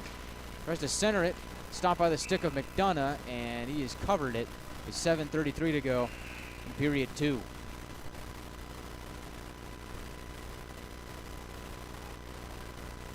That'll send us to our first media timeout of the second period. It's the Warriors 2 and the Wranglers 1 on the Wranglers Hockey Network on NETV and YouTube. This is Trace Day, and you're listening to Wranglers Hockey on YouTube. Dude, perfect.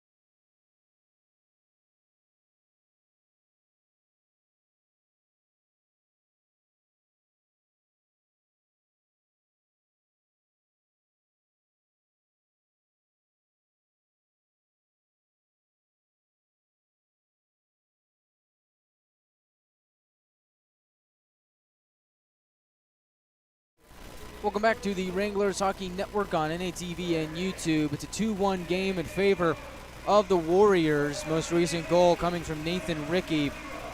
I suspected that shot went cleanly through McDonough as he was screened out in front, and my suspicions were correct. It is Rickey with the goal to make it 2-1. Wranglers trying to tie the game up once more, although it starts with a defensive zone draw to the right of McDonough. Off that draw, Ben Ivy comes away with the puck. He'll slap it around to the near side wall, looking for McDonald. Just to get some help to pitch it back up to Jack, and now Oklahoma trying to corral the bouncing puck in the high slot, although Ben Ivy's the one to do that, and cross-checked in the neutral zone is Jack McDonald, and the Wranglers will get that chance to tie up the game on the power play.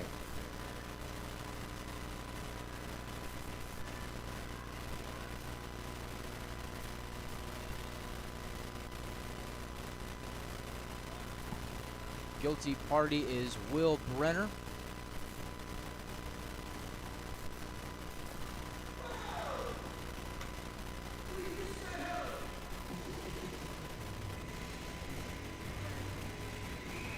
So Wranglers with an opportunity here to tie the game up at 2.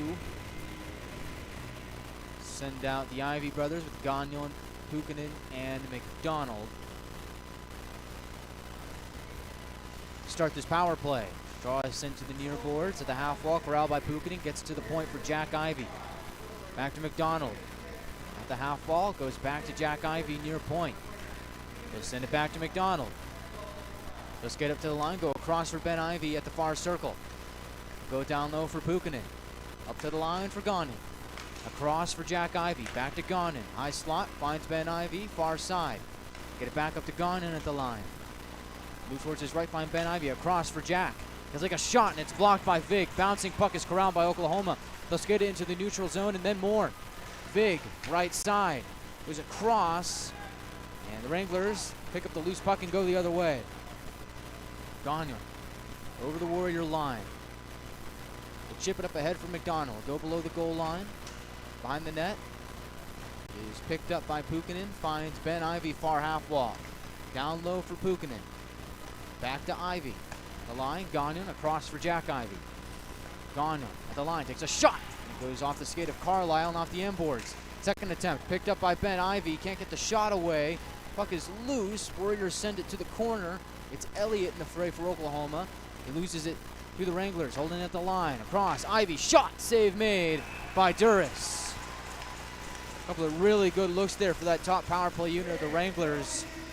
But Oklahoma was up to the task. Still a 2-1 game. 41 seconds to go on the power play for Amarillo.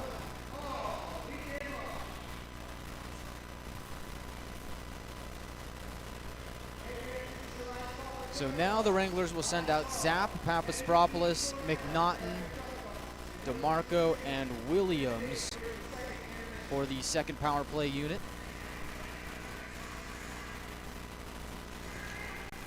Draw is corralled by Oklahoma. They'll send to the end boards. Pinching is DeMarco, and he's able to hold it in for the moment, but Oklahoma on the second clearing attempt will send it back down to McDonough. 28 seconds to go on the man advantage for the Wranglers. Can they get one more chance going here before that expires? Left side at the line. McNaughton. Send it below the goal line. Out to play is Duras. Dangerous play there as Papaspropoulos was in the vicinity. But Oklahoma is able to escape any more danger as they send it back down to McDonough. 5:20 to go in the second period. Stretch pass. Goes by McNaughton. Out to play once again is Duras. Back to 5-on-5. Zapp. DeMarco at the line. Takes a shot. Glove down by Speck. And he will push it towards his right. Finds Bollinger. Warriors will work the puck around a bit. Share the wealth. Send it back out to the neutral zone where it's caught and sent down by Williams. Up ahead, Papaspropoulos. Across for Zapp, who just couldn't get the shot off. Puck goes below the goal line. Picked up by Speck. He'll twist away from the pressure of Zapp, loses an edge. Zapp takes the puck away, gets it to Williams, near circle. He will send it down low for Gerhard. To Zapp. Off the wall looking for Williams, but the pass didn't have enough steam on it. Oklahoma takes it away. Bollinger tries to go around Williams, but a good defensive play by Williams to stop that opportunity. In offensively is Grayson Gerhardt. He'll rumble his way into the near corner. Trenchkov in there to help him out. Fishes the puck, gets it back to Gerhardt. Skate back to the near corner. Send it to the slot, but nobody was home to get the shot away. So Oklahoma send it back into Wrangler territory, but once again with possession is Amarillo. Jeffers up ahead, left side. Trenchkov sees it glance off his stick. Chasing after it is Morris. Throws a thunderous hit at the near corner of the Warriors zone. Chesler spinning around to the far side wall. Jeffers tries to hold it in at the line, but he's unable to do so. Wranglers have to regroup here. Jeffers picks the loose puck back up, send it to his D partner, McRoberts. Find McDonald up ahead. Try and go across, goes off a stick. Buck will roll in on goal, while Duras will cover with 3:33 to go in period 2.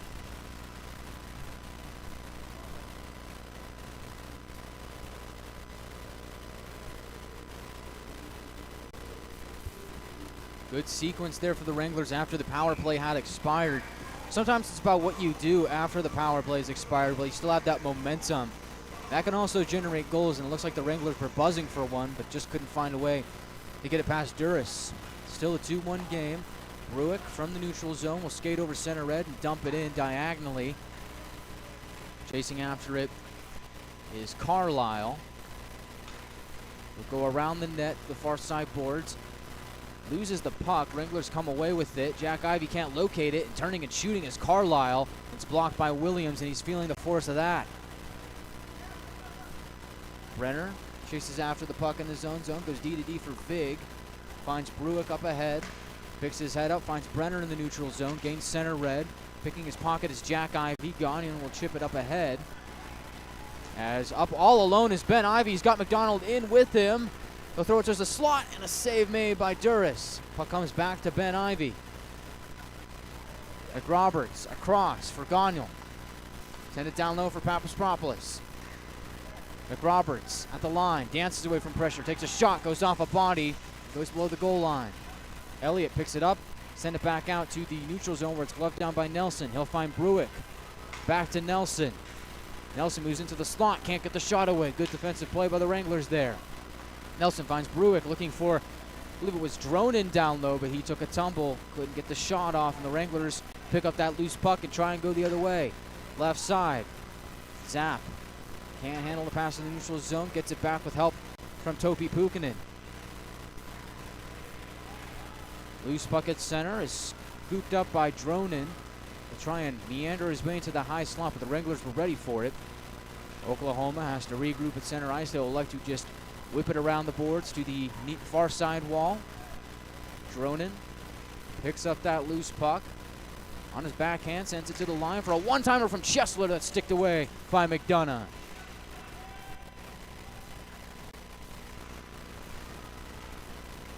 At the line, held in by Chalmers. Go D to D, near point, twisting away from pressure as Chesler loses an edge. Is somehow able to find Bryce Howard. He'll backhand it below the goal line, looking for Speck, who takes a tumble.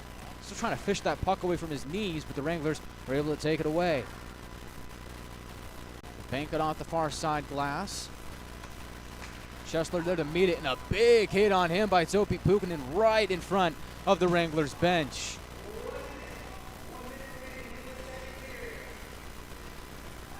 Amarillo emerging from their own zone. Left side, Papaspropoulos will lift it deep into Oklahoma ice. Rosa with it, far side walls, able to get it out and back to center. Chasing after it is Speck. He'll tip it up ahead, looking for Carlisle, and well out of his crease to play that puck was McDonough. Gutsy play there for Connor McDonough, but it paid off. Left side, Gerhardt sees the upward pass glance off his stick. Able to get it back though, tries to move into the slot, but he's swarmed by Warriors. DeMarco, far point, takes a shot, goes off a body, it's picked up by Carlisle. He'll quickly move into the neutral zone. Left side finds Fleming. Has to send it back for Bruick. Couldn't handle the pass, and now the Wranglers go the other way. Seems to be the second period of transition here for both sides.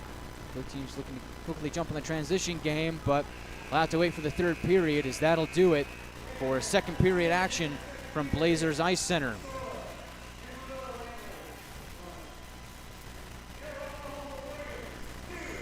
The score after 40 minutes of play, Oklahoma 2 and Amarillo 1. We'll talk about all the scoring, give you a recap, look ahead to the third period, as well as look at some scores from around the league as the second intermission report will be coming up in just a few minutes here on the Wranglers Hockey Network on NATV and YouTube. Wranglers head to the locker room down by just one. We'll see if they can figure out a way to get back on the board here in the third period and tie this thing up. Maybe find a way to win it. It's going to take a lot of effort as the defending champs seem to be on their A game tonight. Once again, the score is 2-1. We'll be back in a couple minutes here on NATV and YouTube. This is Trace Day, and you're listening to Wranglers Hockey on YouTube. Dude, perfect.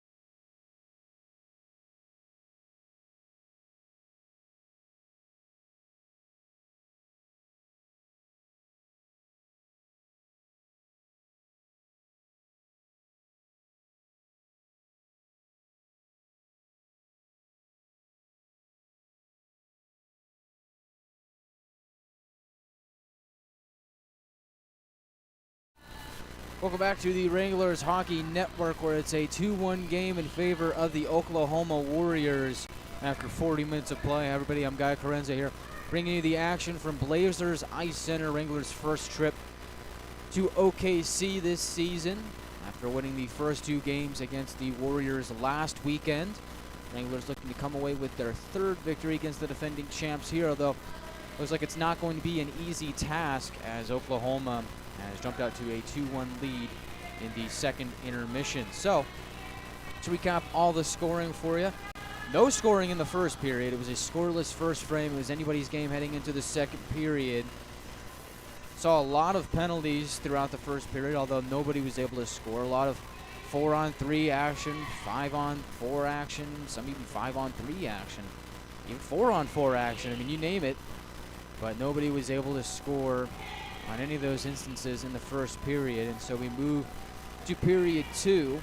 Go figure, our first goal of the game is a shorthanded goal, courtesy of Drew Sutton, picking up his 9th goal of the year. Looked like while the Wranglers were on the power play, they had a chance to go up 1-0 themselves. Ended up surrendering the goal to Sutton, shorthanded. I think that is the first such instance that the Wranglers have given up a shorthanded goal this season. So, bad break for the Wranglers there, but they were able to get the equalizer just about a minute later as Roman Zapp was able to put one by Daniel Duras for his 4th goal of the season on a great read from Alex Papaspropoulos, who picked his head up from his own zone, was able to find Zapp up ahead all alone in the neutral zone, moving towards the Warriors' blue line. Alex was able to find Papaspropoulos was able to find Zapp up ahead right on the money, and Zapp moved into the goal and was able to put a backhand shot by Daniel Duras to tie the game up at 1. However, we would see a power play goal in this game as the Warriors on the man advantage. We'll get a goal from Nathan Rickey as he fired a shot from the blue line that went past McDonough. It is Nathan Rickey's goal. Didn't hit a stick out in front.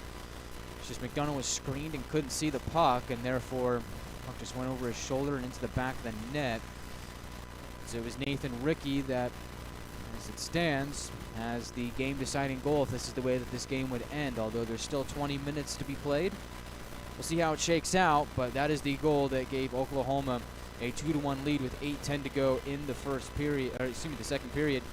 Interesting to note that neither of Oklahoma's goals had any assists on them, and both were scored at an instance where it wasn't 5-on-5. The first one was shorthanded, and the second one was on the power play. So Wranglers' goal came at even strength. So interesting there, a little tidbit.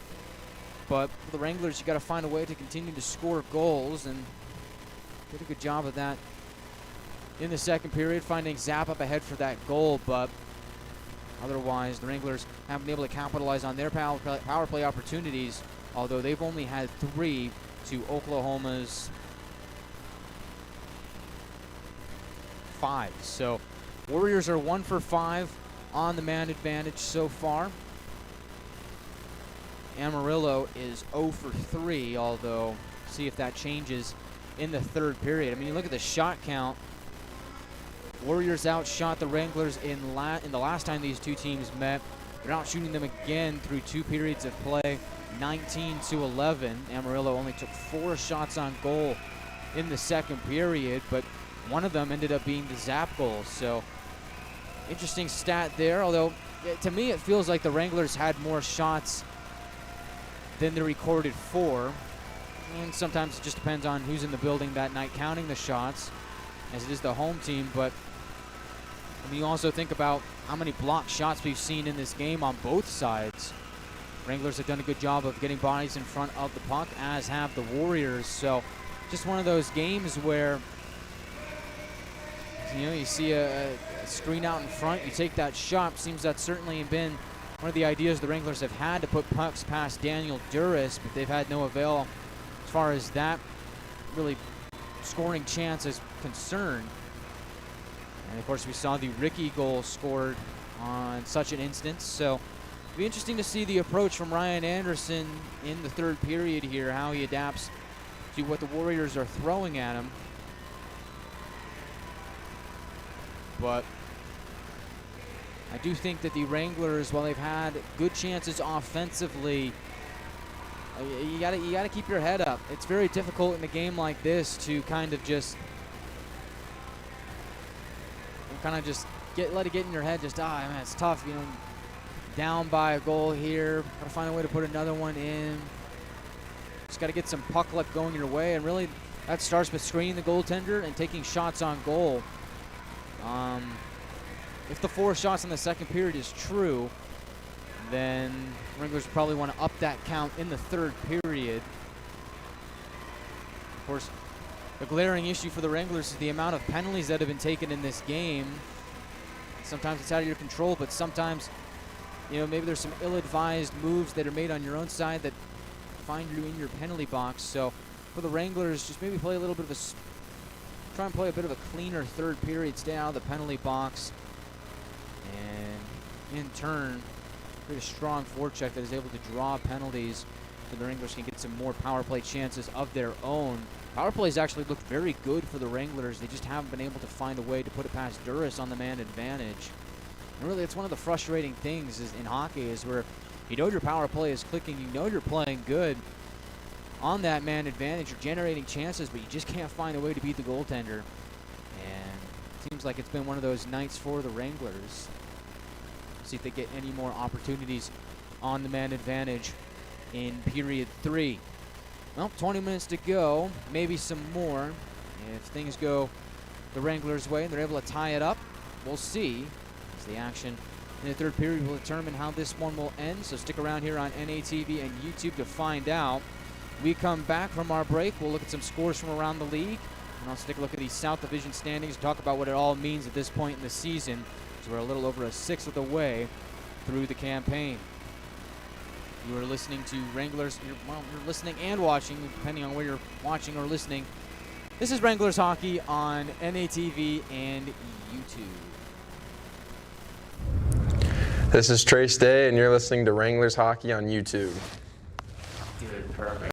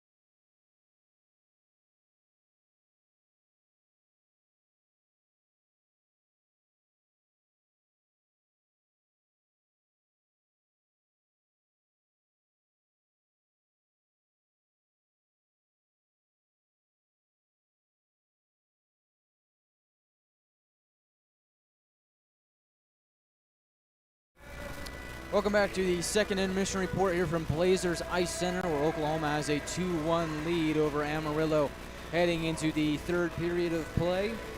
Let's get to some scores from around the league, as it's a busy night in the North American Hockey League.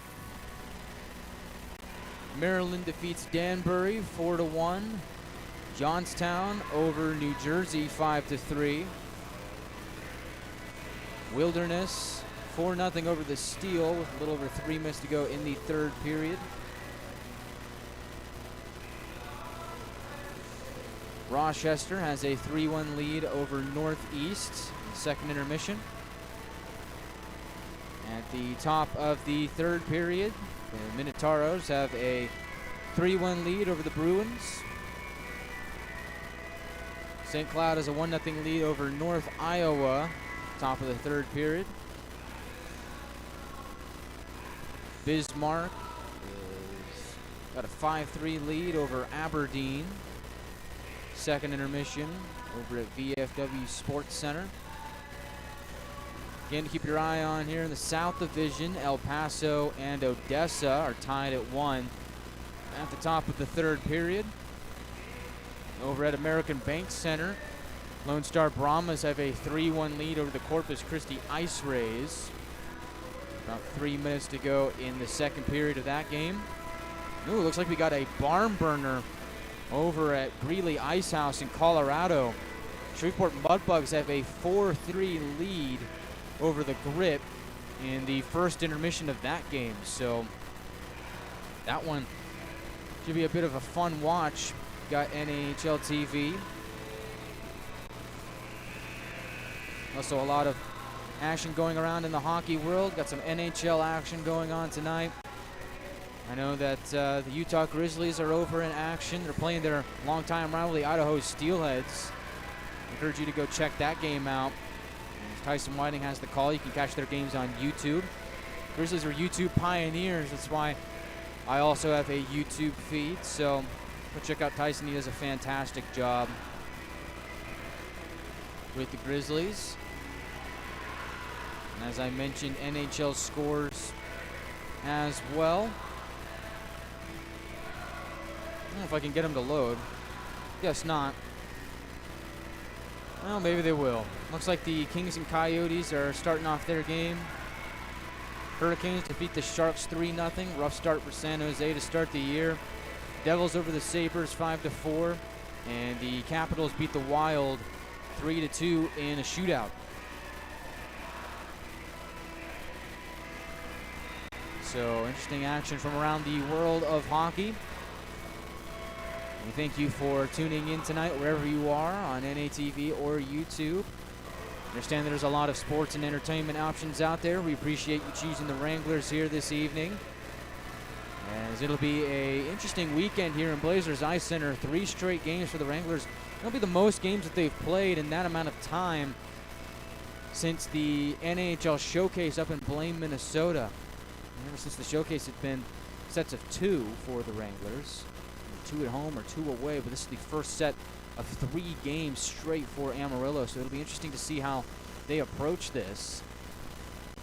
And one of the things that Ryan Anderson talks about is being able to get off the bus and be ready to play. Of course, it's very difficult to travel on the same day that you play on.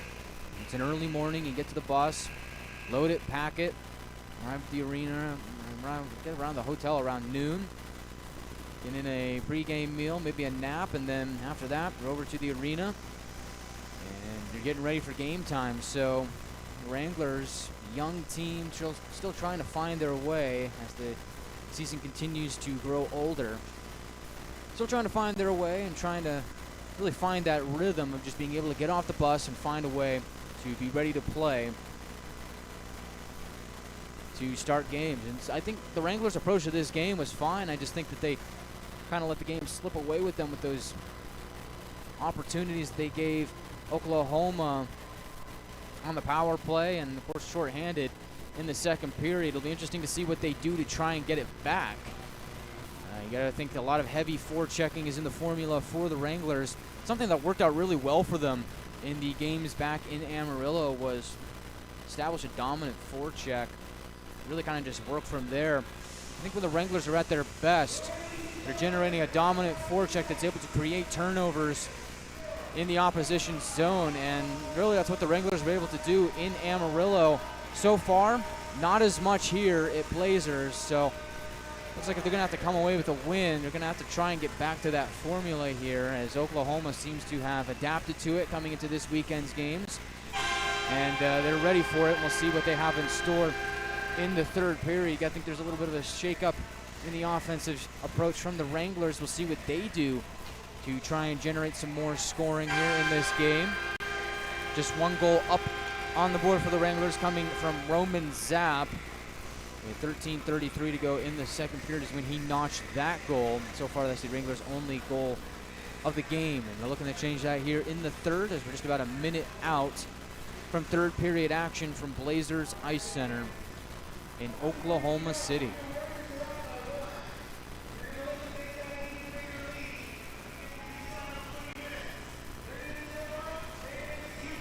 Wranglers are all huddled up at their bench, receiving orders from Ryan Anderson. He's always got his team ready to fire it up. I mean, sometimes you listen to those speeches that Ryan Anderson gives and has me ready to run through a brick wall. He's got his boys all fired up. They're ready to go here at the top of the third period. And we'll see if the Wranglers can find a way to get this thing done in period 3.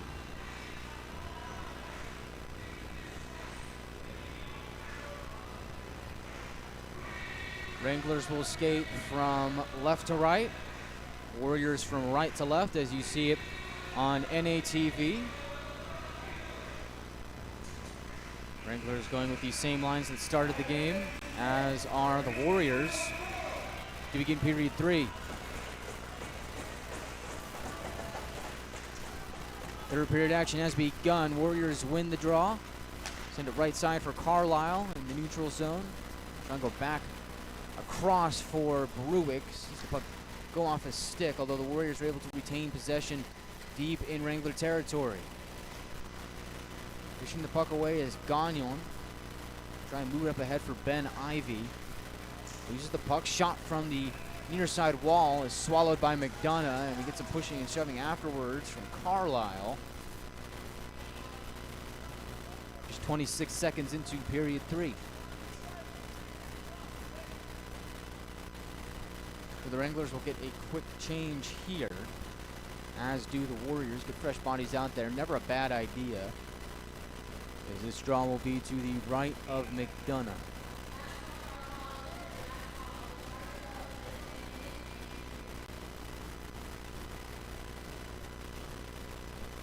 Roman Zapp will take the draw for Amarillo, and he will win it. Very solid in the face-off circle for the Wranglers. Gets the job done once more. As he will work it along the end wall for McRoberts, who pushes up ahead for Puukkonen. Held in at the line by Nelson. He'll send it to the near corner, looking for Dronin. Dronin goes down. Puck moves back out to neutralize. Losing his stick is Jeffer. His arm is raised. And it looks like, by all accounts, the Wranglers are going to get another power play opportunity. So Dronin will go to the box for the Warriors, and Amarillo will head to the power play.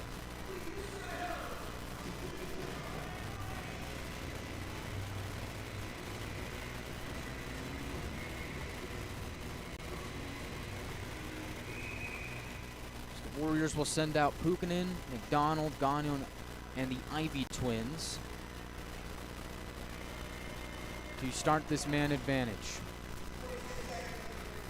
Amarillo's fourth power play opportunity of the game. They'll have to start it from their own zone, as the Warriors take the puck off the draw and send it back down to McDonough. Jack Ivy swings out left. Will drop it off for Gagnon, who works it right. Off the stick of Ben Ivy, dump and chase. Chalmers picks up the puck, races around to the far side wall, and he'll send it back out and down to the Wrangler zone. 30 seconds already burned off the power play for Amarillo.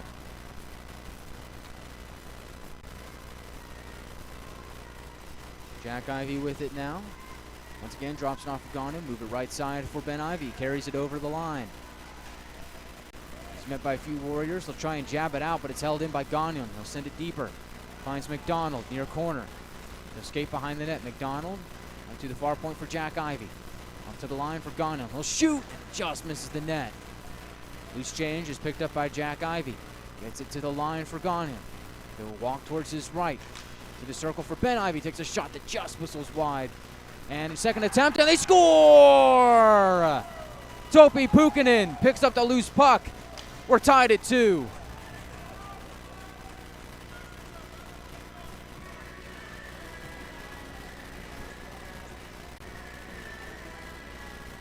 It's a power play goal for the Wranglers.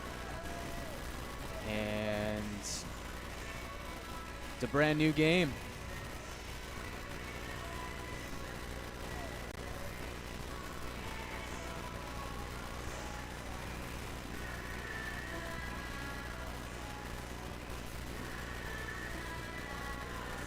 Those crazy plays where shot hopped off the end boards and kind of came out towards the side of the net, and Topi Pukkanen was able to jam that puck by Duras. Kind of a wacky play, but really that's just kind of the player that Topi Pukkanen is he always seems to be in the right place at the right time. When you think about those puck battles, he's able to just always find a way to just muscle the puck away and do whatever he wants with it. And that time he wanted a goal, and he sure got it. Just a minute 58 into period 3. I think there's a conversation going on at the scorer's table. I will eavesdrop.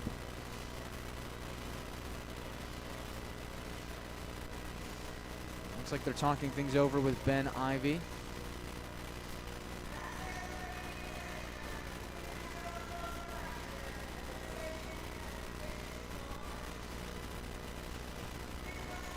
Be interesting to see what happens here. I don't think I remember seeing anything that would indicate that the goal would be disallowed. And Duras was well able to make a save, so it could be goaltender interference. Don't think I remember an opportunity where the puck was at the blue line. It could have been maybe an offside, so we'll kind of see what's going on here.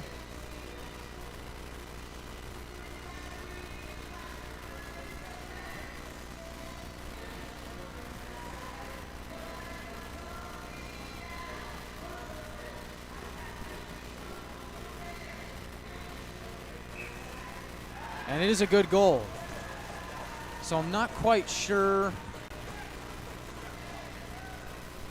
what might have been up for dispute, but it's all in the rearview mirror now, as it is a goal.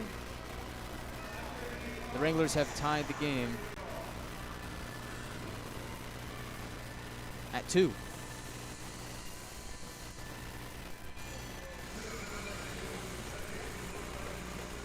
Look, that is Topi Pukkanen's goal. He will pick up his 8th goal of the season. So now in 13 games, he's got 8 goals, 8 assists for 16 points. You want to talk about a well-rounded player? That's Topi Pukkanen. Very strong as well. He's 6'3", 205. Always seems to find a way to muscle the puck away and do whatever he wants with it. And he was able to get a goal out of it there. So it's a brand new game. We're all tied up at 2 with 18:02 to go in the 3rd period. So hold on to your hats. Could be in for another wild finish between the Warriors and the Wranglers. It's off the draw.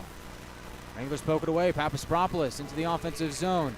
Turning, sends it towards the middle. Shot by Zapp is stopped by Duras. Puck gets sent back out to center ice. Bouncing puck is corralled by Gagnon. Finds Zapp up ahead. Topi Pukkanen muscles his way into the offensive zone. Works his way into the near corner. Zapp up to the line for Gagnon. He'll take a shot. Goes off a few sticks and will be picked up by Chesler. He will lift it high and deep into Wrangler territory. Carlisle below the goal line finds Sutton. Moves it up ahead. Near point. Fleming winds, fires, and a save made by McDonough on that chance. Gagnon loses his stick. And we'll get it back. Pukkanen picks up the puck and will backhand it back out to center and then some, as it'll take an Amarillo roll into Oklahoma ice. Left side. Rosa has to find Bollinger up ahead, but getting in the way is Trey Williams. They'll send it back out to the neutral zone, where Oklahoma will have to regroup. Bollinger will backhand it into Amarillo territory. He takes a tumble into the Wranglers bench and is met by cries of the Wranglers. They're giving him a hard time as Oklahoma left side tries to work over the Wrangler line. They're met by a few bodies. Big hit by Luke Morris. Connor McNaughton also in the fray. Now left side, here come the Wranglers again. It's Grayson Gerhardt working the puck in deep below the goal line. Loses the puck to Speck. Tries to shimmy away from the pressure, and he does. Warriors try and get it out, but they can't do it. Turn over to McNaughton, who takes a shot. It's blocked. Moves to the goal line. Now to Fleming. He'll wrap it around to the near side wall. Puck goes deep into Wrangler territory. Speck gets his pocket picked by TJ Ritchie. Ritchie on his forehand will bank it off the near side glass. Out to center ice. Warriors feeling the pressure here as the Wranglers forechecking in the neutral zone. Once again, Oklahoma forced to just dump it into the Wrangler zone. Ritchie finds DeMarco, who'll paddle it up ahead for Chunchikov. Held in at the line, but fanning on the shot is Elliott. So now Chunchikov will start the breakout for Amarillo. Left wing, Tommy Chunchikov, dump and chase. Elliott will work it back around. The Warriors gain center ice, will lift it.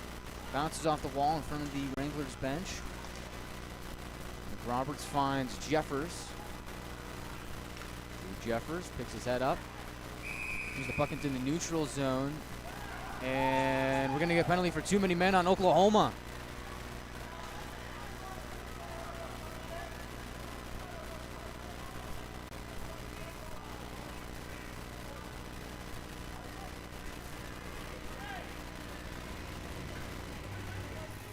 And so the tides have turned in the Wranglers' favor.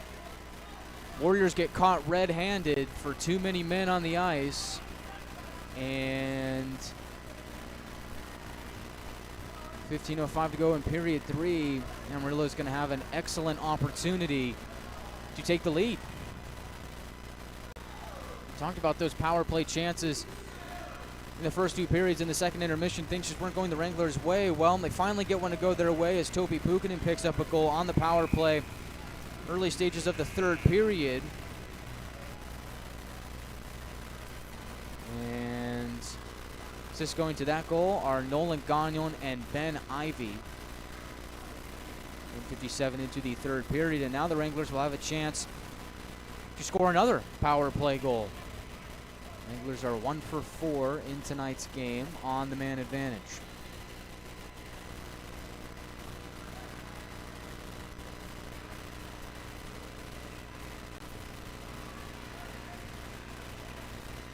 Looks like that top power play unit is going to be out there again for the Wranglers. Ivy twins, along with McDonald, Gagnon, and Pukkanen.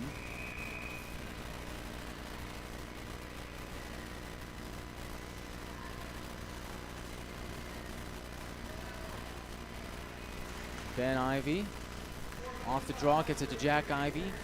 He will slap it down to the corner where they'll try and move towards the slot, but the pass is intercepted by Nelson. Kind of just meander his way around in the neutral zone, kill some time, move it right side for Brenner. Oklahoma shorthanded, already have a shorthanded goal in this game, courtesy of Sutton, and a big crunch by Gerhardt. Make that Gagnon on Nelson in the Wranglers zone. They'll move the puck in on goal. It'll be paddled down by Duras. That's an absolutely massive hit by the Wranglers defenseman, number 19, Nolan Gagnon, on Caden Nelson. Caden Nelson 5'11", 160. Gagnon 5'10", 175. So not the biggest players in the world, but certainly a thunderous hit. The back corner of the Wranglers zone. Draw will be to the left of Duras. Off that draw, Warriors are able to corral it, pushed up ahead, and Sutton, who is the only shorty of the game, will send it back down to Amarillo territory. Trey Williams will survey the scene, drop it off for DeMarco, who swings out right, finds Zap up ahead into offensive territory. Papastropoulos banks it off the wall, was looking for a player up ahead, but none was to be found. They'll send it back down to McDonough. Quick stretch pass from Connor up ahead, tries to find Zap, and The Wranglers are offside with 59 seconds to go on the power play and 14:03 to go in the third.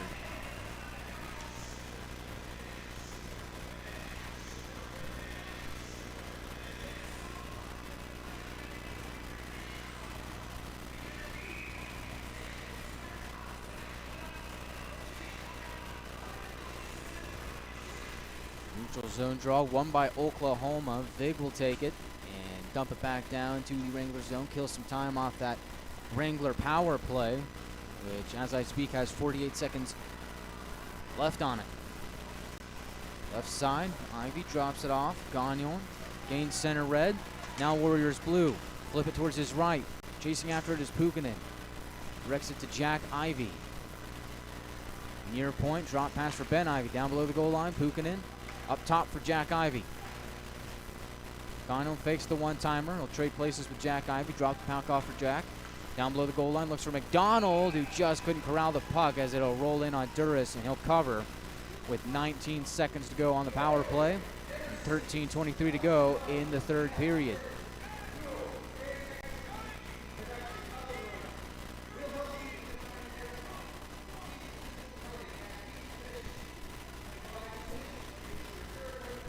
Draw will be to the right of Duras, far circle of the Warriors zone. Don't forget that we have two more games on the docket this weekend. On Saturday and Sunday, 7:15 p.m. start from Blazers Ice Center.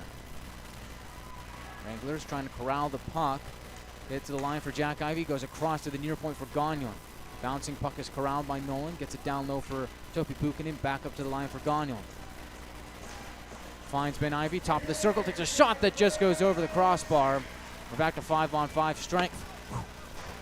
The puck just hopped right by me. Oh my goodness, I was maybe inches away from catching that puck to the face as it was cleared out of the zone. Oh man. And after the whistle, we got a fight. Gagnon has got Nelson wrapped up. We'll see if they go.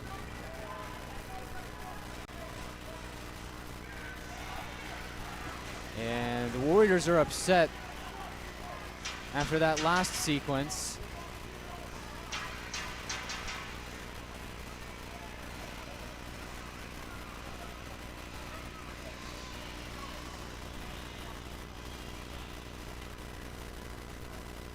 Let's see what happens here. Ben Ivy talking things over with the head official.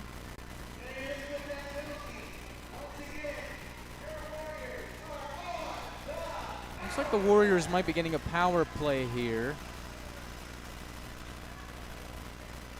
Get to throw up the number on the board as to who's in the box for Amarillo. Both the captains, Dronin and Ivy, talking it over with the officials.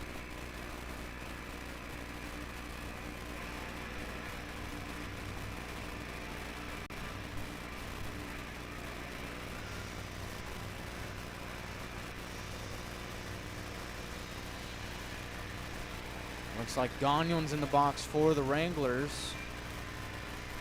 So he'll get 2 minutes.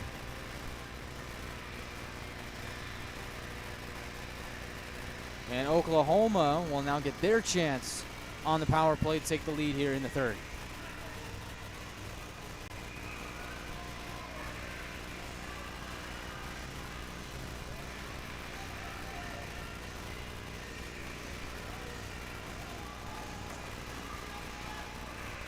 The draw will be to the right of McDonough.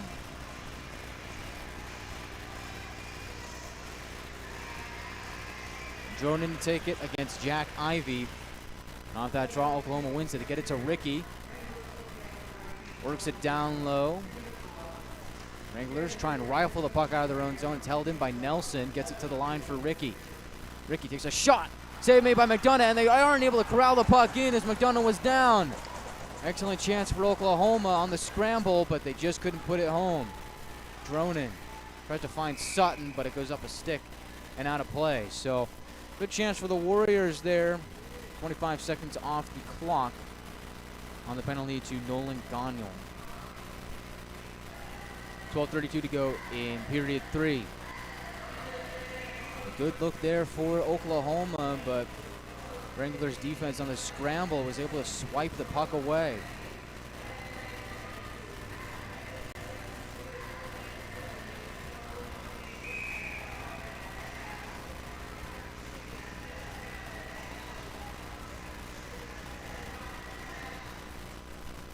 Draw is sent to the far side boards, picked up by Dronin, gets it to Sutton, far point, now goes D to D, now back to Sutton.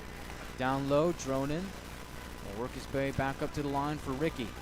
Left side, Nelson. Can't corral the loose puck, now he does, gets it to Ricky. Take a shot, save made by McDonough, and he'll pounce on it. We'll hold with a minute 15 to go on the power play, although that may change as after the whistle there was some pushing and shoving. McRoberts is not very happy with Carter Sproul.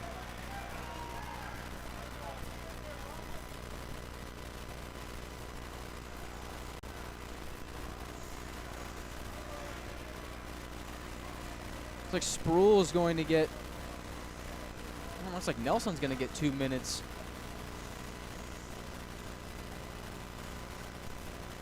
So it'll be 4-on-4 for a minute 15.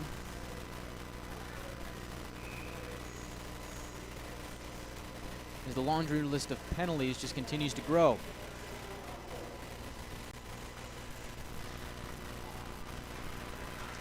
Warriors quickly win the draw and move the other way. Centering pass just goes wide of Carlisle. He couldn't corral that puck. DeMarco moving right side, finds Zapp. Send it across for Papaspropoulos. He'll pick his head up, drop it off for Williams, who will peel away from the pressure and reset the attack for Amarillo.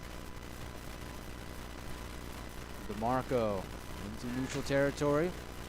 Fired it around the boards. Comes out along the near side. Picked up by Papaspropoulos. So take a sharp angle shot and a save made on that chance by Duras. 11:36 to go in period 3. 39 seconds on the 4-on-4.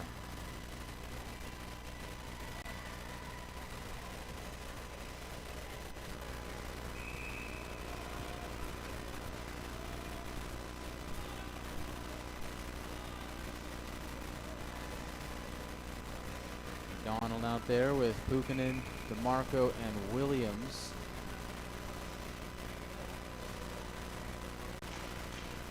Wranglers win the draw and get it to the near point for DeMarco. He'll wind, fake the shot, try and move in. Puck is bouncing on edge. Gets it to McDonald at the last second. Now back to DeMarco. Puck up in the air. And it's corralled by Sutton. He's off to the races. Defending him is Pukinen. In comes Williams. And Sutton's not even going to get the shot away. Good chance by Oklahoma, squandered by the defense of Amarillo. I'll work it back out to the neutral zone. McDonald, feeling the pressure from Sutton, goes down to one knee and loses the puck to Bollinger. Bollinger in the neutral zone, gets his pocket picked by McDonald. Oh, he was so quick to pounce on that puck. Almost had a breakaway, but Oklahoma was quick to swarm him and stymie that chance. In the neutral zone, puck up for grabs. Oklahoma comes away with it. They'll go D to D. Start a new breakout here. Wranglers currently have 24 seconds of power play time to work with. And a big hit in the inner corner of the Wranglers zone. Down was Nelson. Wranglers send it around. Jeffers. Neutral ice. We'll just backhand it in. Warriors dumping in, slowing it down is McDonough. Picking up the loose puck is McRoberts. Back to 5-on-5 with a little over 10 minutes to go in period 3. Ricky, left side for Rosa. He'll go across for a Warrior, but little whistle here. 9:58 to go in period 3, and it looks like another Wrangler might be headed to the penalty box.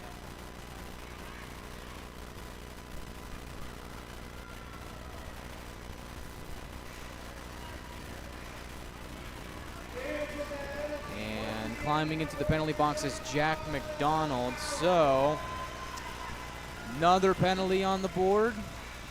Wranglers back to the penalty kill.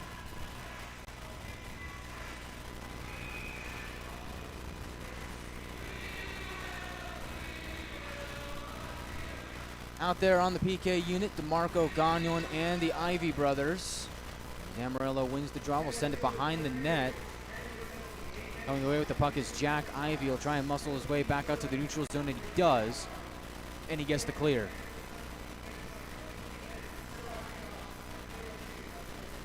There's a bench minor on the Wranglers. Serving it is Jack McDonald.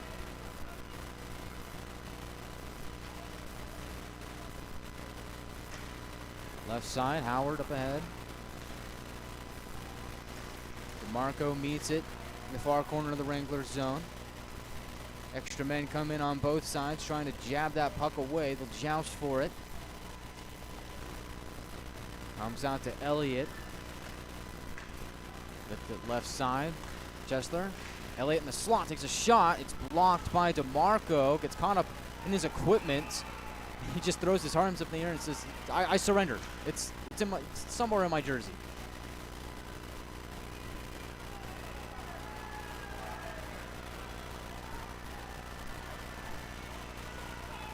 And with some screaming and yelling after the whistle. 9:01 to go in the third.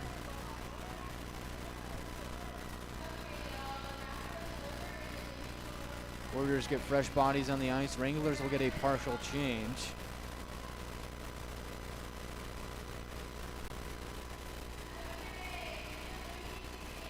And now it's a full change as the Ivy brothers will head off. So,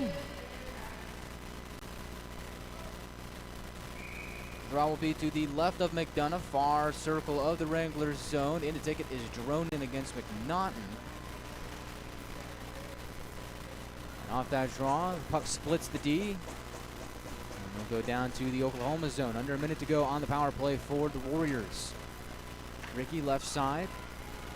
Sutton drop pass at the Wrangler blue line.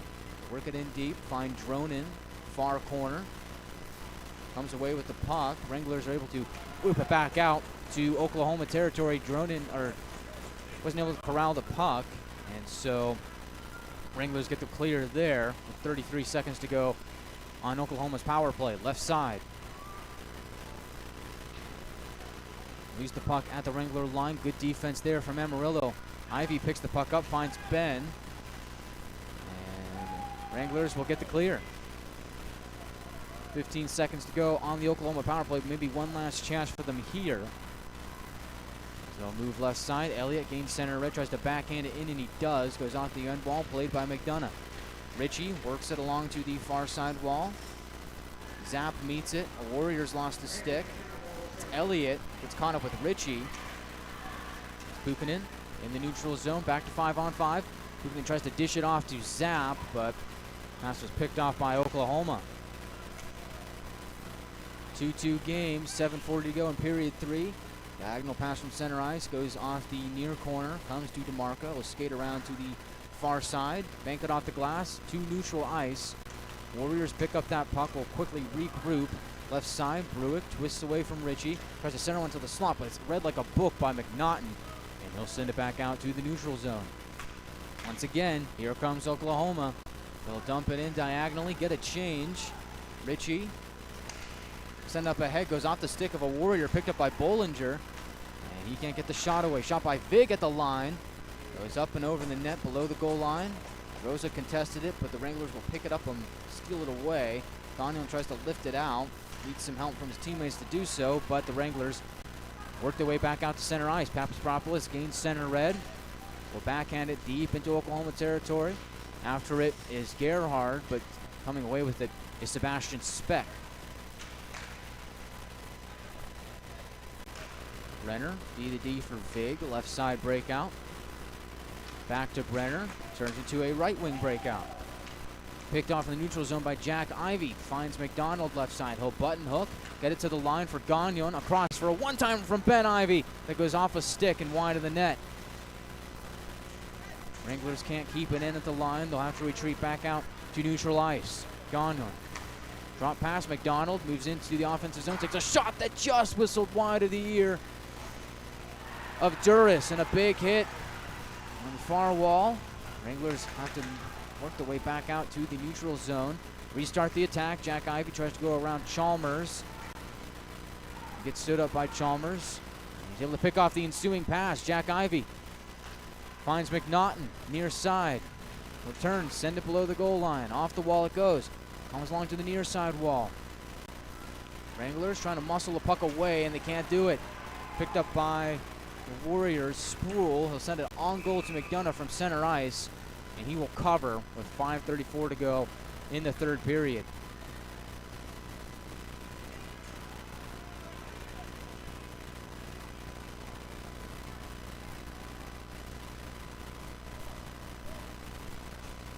Draw will be to McDonough's right.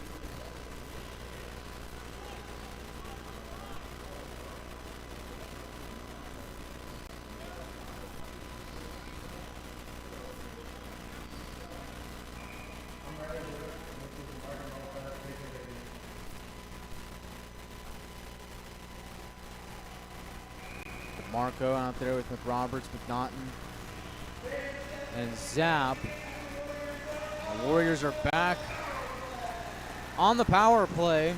Luke Morris in the box. Seems like these things happen so often now, it's really hard to keep track of them. But for my count, this is the 8th power play opportunity for Oklahoma in this game. Off the draw, Sutton, one-timer, pad save by McDonough. Loose puck is picked up by Sproul. We'll cross to the near side for Nelson. Bouncing puck, can't be corralled by the Oklahoma forward. It's pinned up against the boards. Sproul will come away with it. Walk it up to the near point. Ricky at the line, barely holds it in, and now they deem it offsides. Ricky can't believe it, but the Eagle Eye linesman was quick to spot it. And they'll move that draw back out to the neutral zone. 31 seconds burned off the power play for Oklahoma.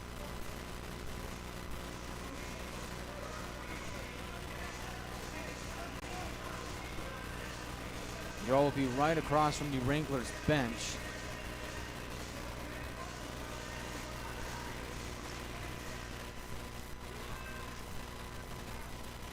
Draw will see the puck move back down towards Duras, so keep it moving on the power play. Warriors trying to take the lead here late in the third period. Pass is picked off in the neutral zone by Jack Ivey, shorthanded. Will try and work his way around the defense, and instead makes a very smart play and gets it back to Williams, and the Wranglers will go D to D. They kill a ton of time off this Warrior power play.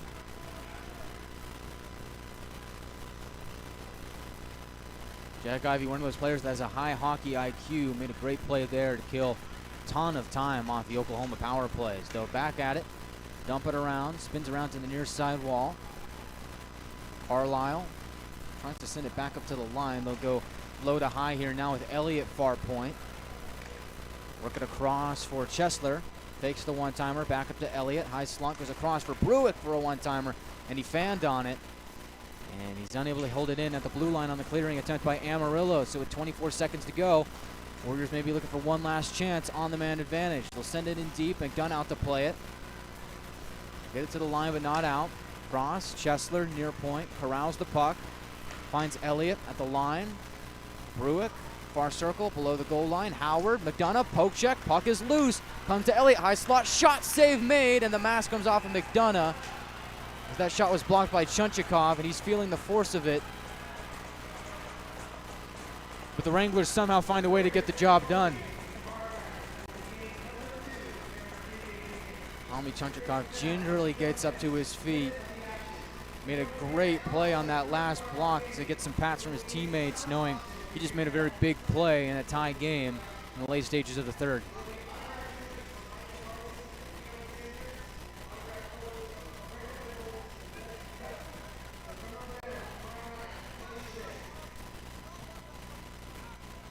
So McDonough will adjust his mask.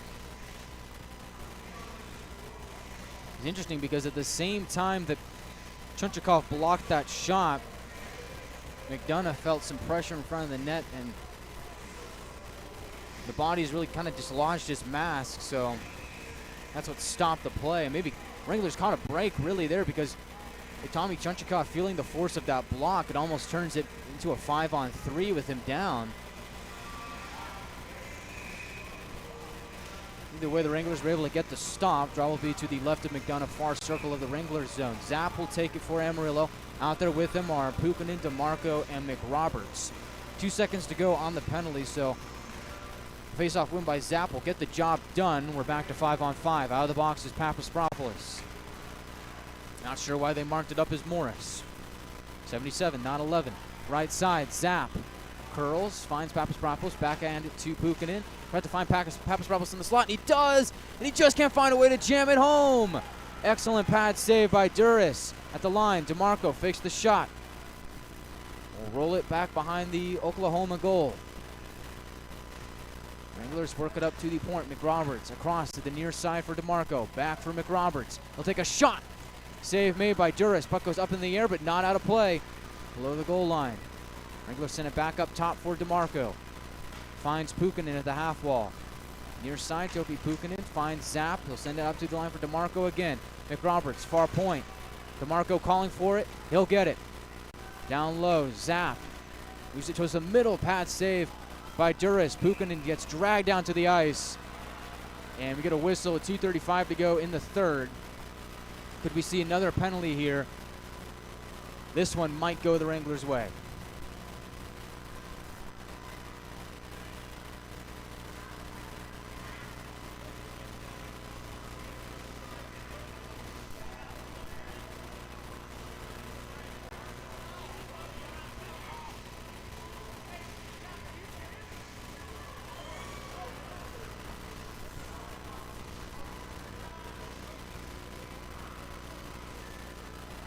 So big moment here in the late stages of the game. I just want to say that the game might hinge on this power play opportunity for the Wranglers. It looks like Brenner's in the box. Oh, looks like it's going to be a 4-on-4.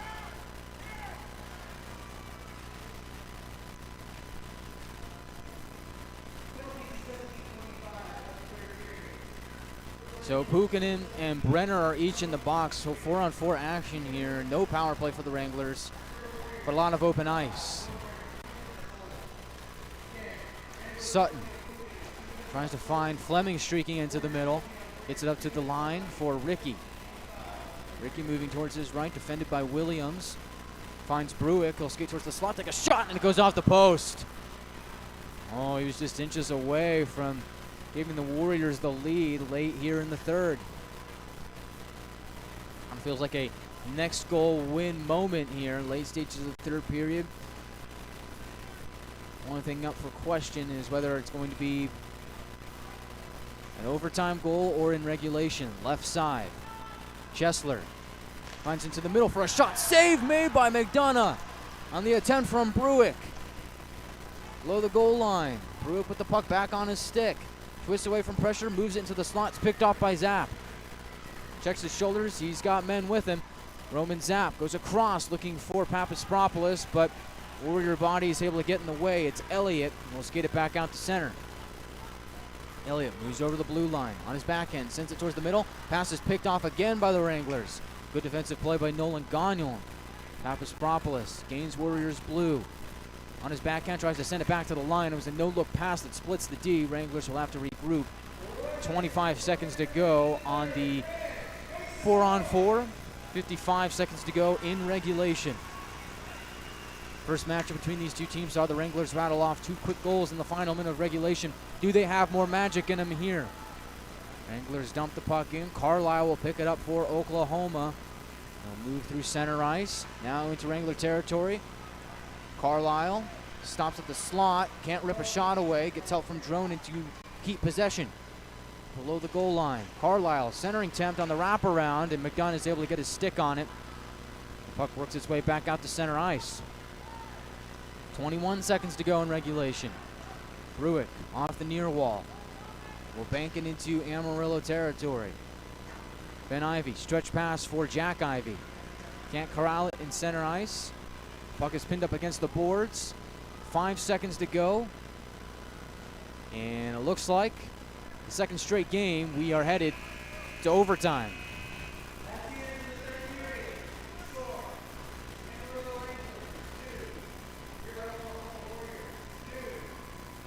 So both teams will pick up a point.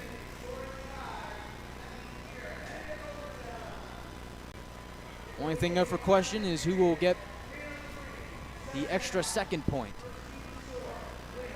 Hard-fought effort on both sides. A lot of fun action, but it's not over.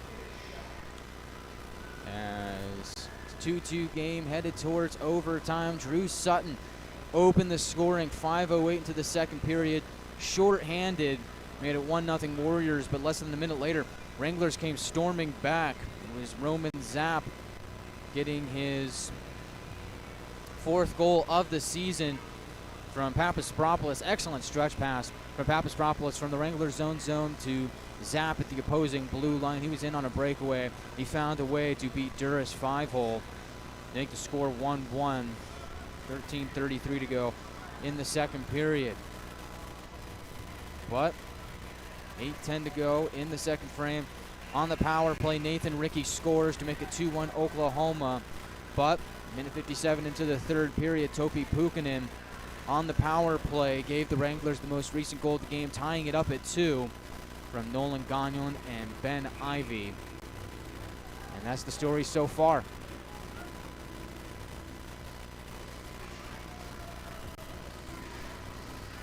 Be interesting to see what troops Ryan Anderson and company will send out. Looks like Pukkanen, Papaspropoulos, and Gagnon will be the starting trio for Amarillo. Sutton out there with Bruick and Rickey for Oklahoma. All right, so hold on to your hats. We're in overtime, and off the ensuing draw, Papaspropoulos can't corral the puck, comes to Rickey, so Oklahoma will have the first chance offensively in the overtime session. Sutton curls at the red line. Papaspropoulos on the forecheck. Drop pass, Sutton has it once more. Work over the Wrangler line, gets stood up by Pukkanen. Gagnon picks up that loose puck, and now the Wranglers will have a chance offensively.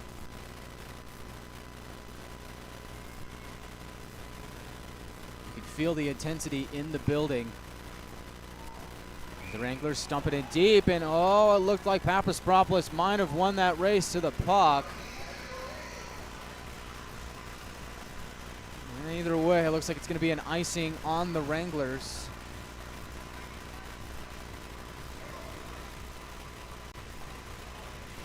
So the draw will come back into Amarillo territory. It'll be to the right of McNaughton, near circle of the Wranglers zone. Wranglers wanted to try and get the Ivy brothers out there, but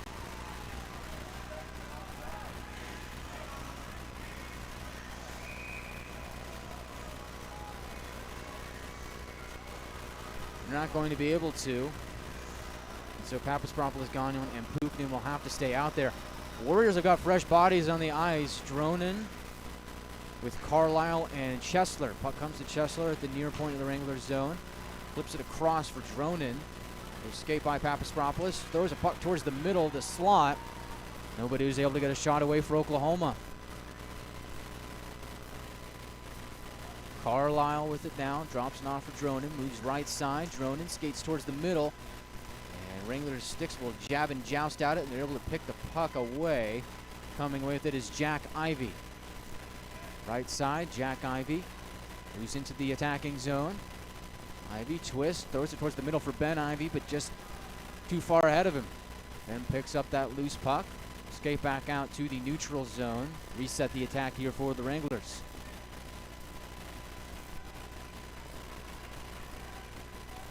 Wranglers get Jack McDonald out on the ice. Colin DeMarco out there now as well. McDonald will circle behind his own net. Wranglers very methodical in their approach here. McDonald skates it over the center ice logo. into Warrior territory. McNaughton towards his right, takes a shot and a save made by Duras. Good look there for Jack McDonald, but the Oklahoma netminder read it all the way. A stoppage with 3:12 to go in overtime.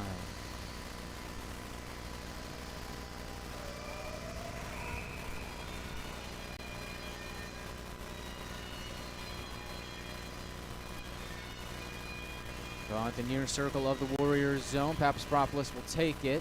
Buchanan out there with him, as well as Nolan Gagnon. Warriors come away with the puck. Sutton across, finds Nelson, and he just can't put the shot on goal. Looking for maybe a redirect there. Get up to the line for Ricky. Across for Nelson near side. Fumbles the puck, stealing it away is Topi Puukkonen. He'll find Papaspropoulos, and the Wranglers will reset the attack from behind their own goal. 2:43 to go in overtime. Papaspropoulos streaking through the neutral zone. Gains center red, now Warriors blue. Dish it off to Gagnon at the line. He'll sauce it across, finds Ben Ivy. He will work his way back out to the neutral zone. Again, very methodical in the approach here are the Wranglers. Gagnon, stretch pass looking for Ben Ivy, but stick of Brook is able to get in the way of that opportunity. On comes Jack Ivy, Zapp, and DeMarco.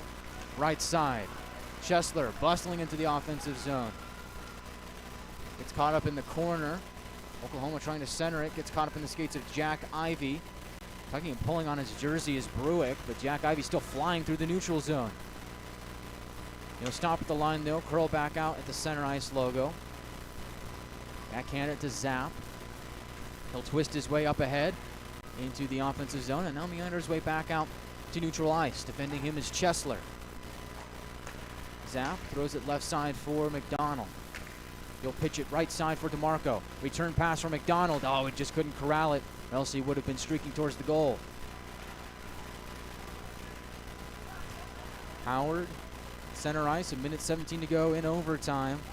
Reminder, if nobody scores here in OT, we'll head to a three-man shootout. Right side, Dronin, potential 2-on-1. Dronin across, great defensive play by Jack McDonald to break that up. Wranglers go the other way. Papaspropoulos over the line. Moves towards his left. Gets it up top for Gagnon. Nolan Gagnon. Still moving, chugging towards the goal. Gagnon in, around, centers. They score! Topi Puukkonen wins it in overtime. Topi Puukkonen's second goal of the game lifts the Wranglers to victory.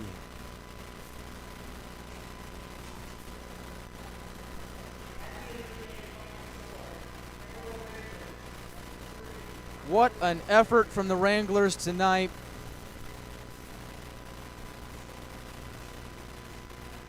And they come away victorious in overtime as everybody comes out to congratulate Topi Puukkonen and the Wranglers. It was a full team effort here tonight against the Warriors.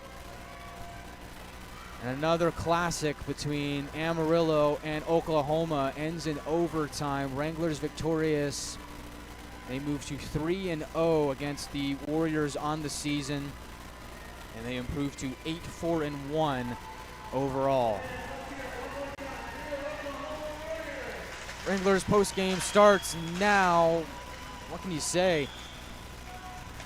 It's really just a gritty game that suited the Wranglers' style as time went on. Although it looked like things were getting a little hairy in the second period for the Wranglers. Third period in overtime definitely favored Amarillo, as there's no scoring in the first period, although a plethora of chances on the power play for both sides.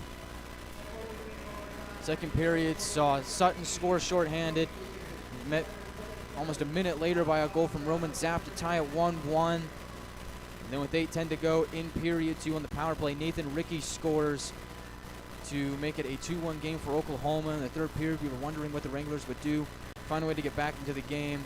The answer lied in the power play, as Amarillo got a chance early on, and Topi Puukkonen was able to put home his first goal of the game to tie the game up at 2.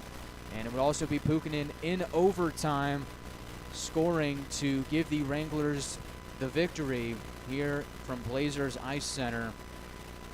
And it seems like whenever these two teams meet, it's always a fun-paced game that goes right down to the wire. It's an instant classic yet again.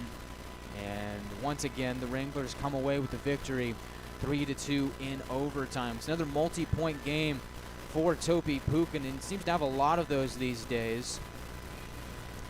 As for Puukkonen, that is now his 5th multiple-point game of the season. Ties him with Jack Ivey for the most on the club. So Topi Puukkonen picks up goals 8 and 9. And he has sent the Wranglers to victory, and Amarillo is now on a 4-game win streak. So impressive stuff from the Wranglers here tonight. Really never said die. I mean, they really just didn't quit at all during this game. Stuck with it towards the end, and they were able to come away with the victory here tonight.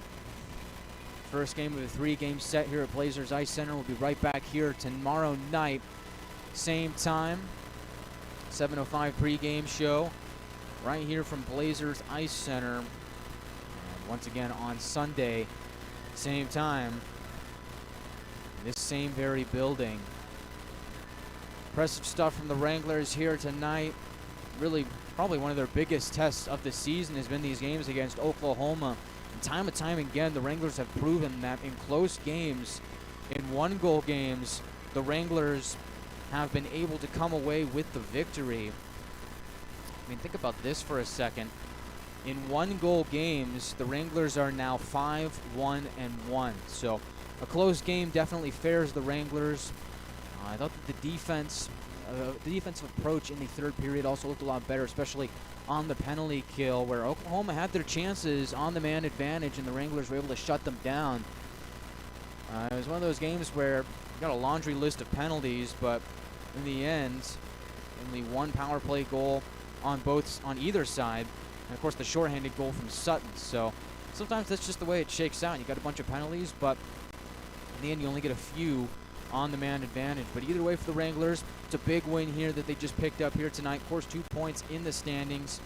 You hate to surrender that 1 point to Oklahoma, but hey, I mean, a win is a win. And Wranglers pick up another point in the Hoser Cup standings and now have 4. Odessa has 1 and Oklahoma has 0. And on order of note, Wranglers now officially with this game in the rearview mirror. The suspensions to Colin Doherty and Morley Phillips are now over. So the Wranglers are going to get back one of their best defensemen and a valuable depth forward in Morley Phillips. And of course, Colin Doherty back on the blue line. So the sky is looking up for the Wranglers. I mean, it's onward and upward as this team just continues to surge up in the standings after reaching the 500 mark once. I believe they were 4-4-1 at one point. Now they're 8-4-1. They've won their last 4 games and put up a pretty impressive showing against a solid Oklahoma team. So defending champs got bested by the Wranglers 3 times in a row to start the season series. We'll see what the next episode has in store tomorrow night on NATV and YouTube. 7:05 pregame show. It'll be a fun one, and we'll see what's cracking tomorrow night at Blazers Ice Center. So, final shot count, 25-19 in favor of Oklahoma. Once again, the Wranglers get outshot, but doesn't matter. They're able to come away with the victory in overtime. Excellent stuff from the Wranglers here tonight. Got to have a smile on their face, but they know the job is not done. 2 more games here this weekend, and so it's going to be must-see television between the Wranglers and the Warriors. Very fun game, came right down to the end. The Wranglers come away with the 3-2 victory in overtime. Well, thank you for sticking with us here this evening on NATV and YouTube. We'll have it back again tomorrow night, same time, and see if the Wranglers can come away with their 5th straight victory. Once again, the final score is 3-2. Wranglers win in overtime. I'm Chiarenza saying good night and so long from Blazers Ice Center. We'll see you tomorrow.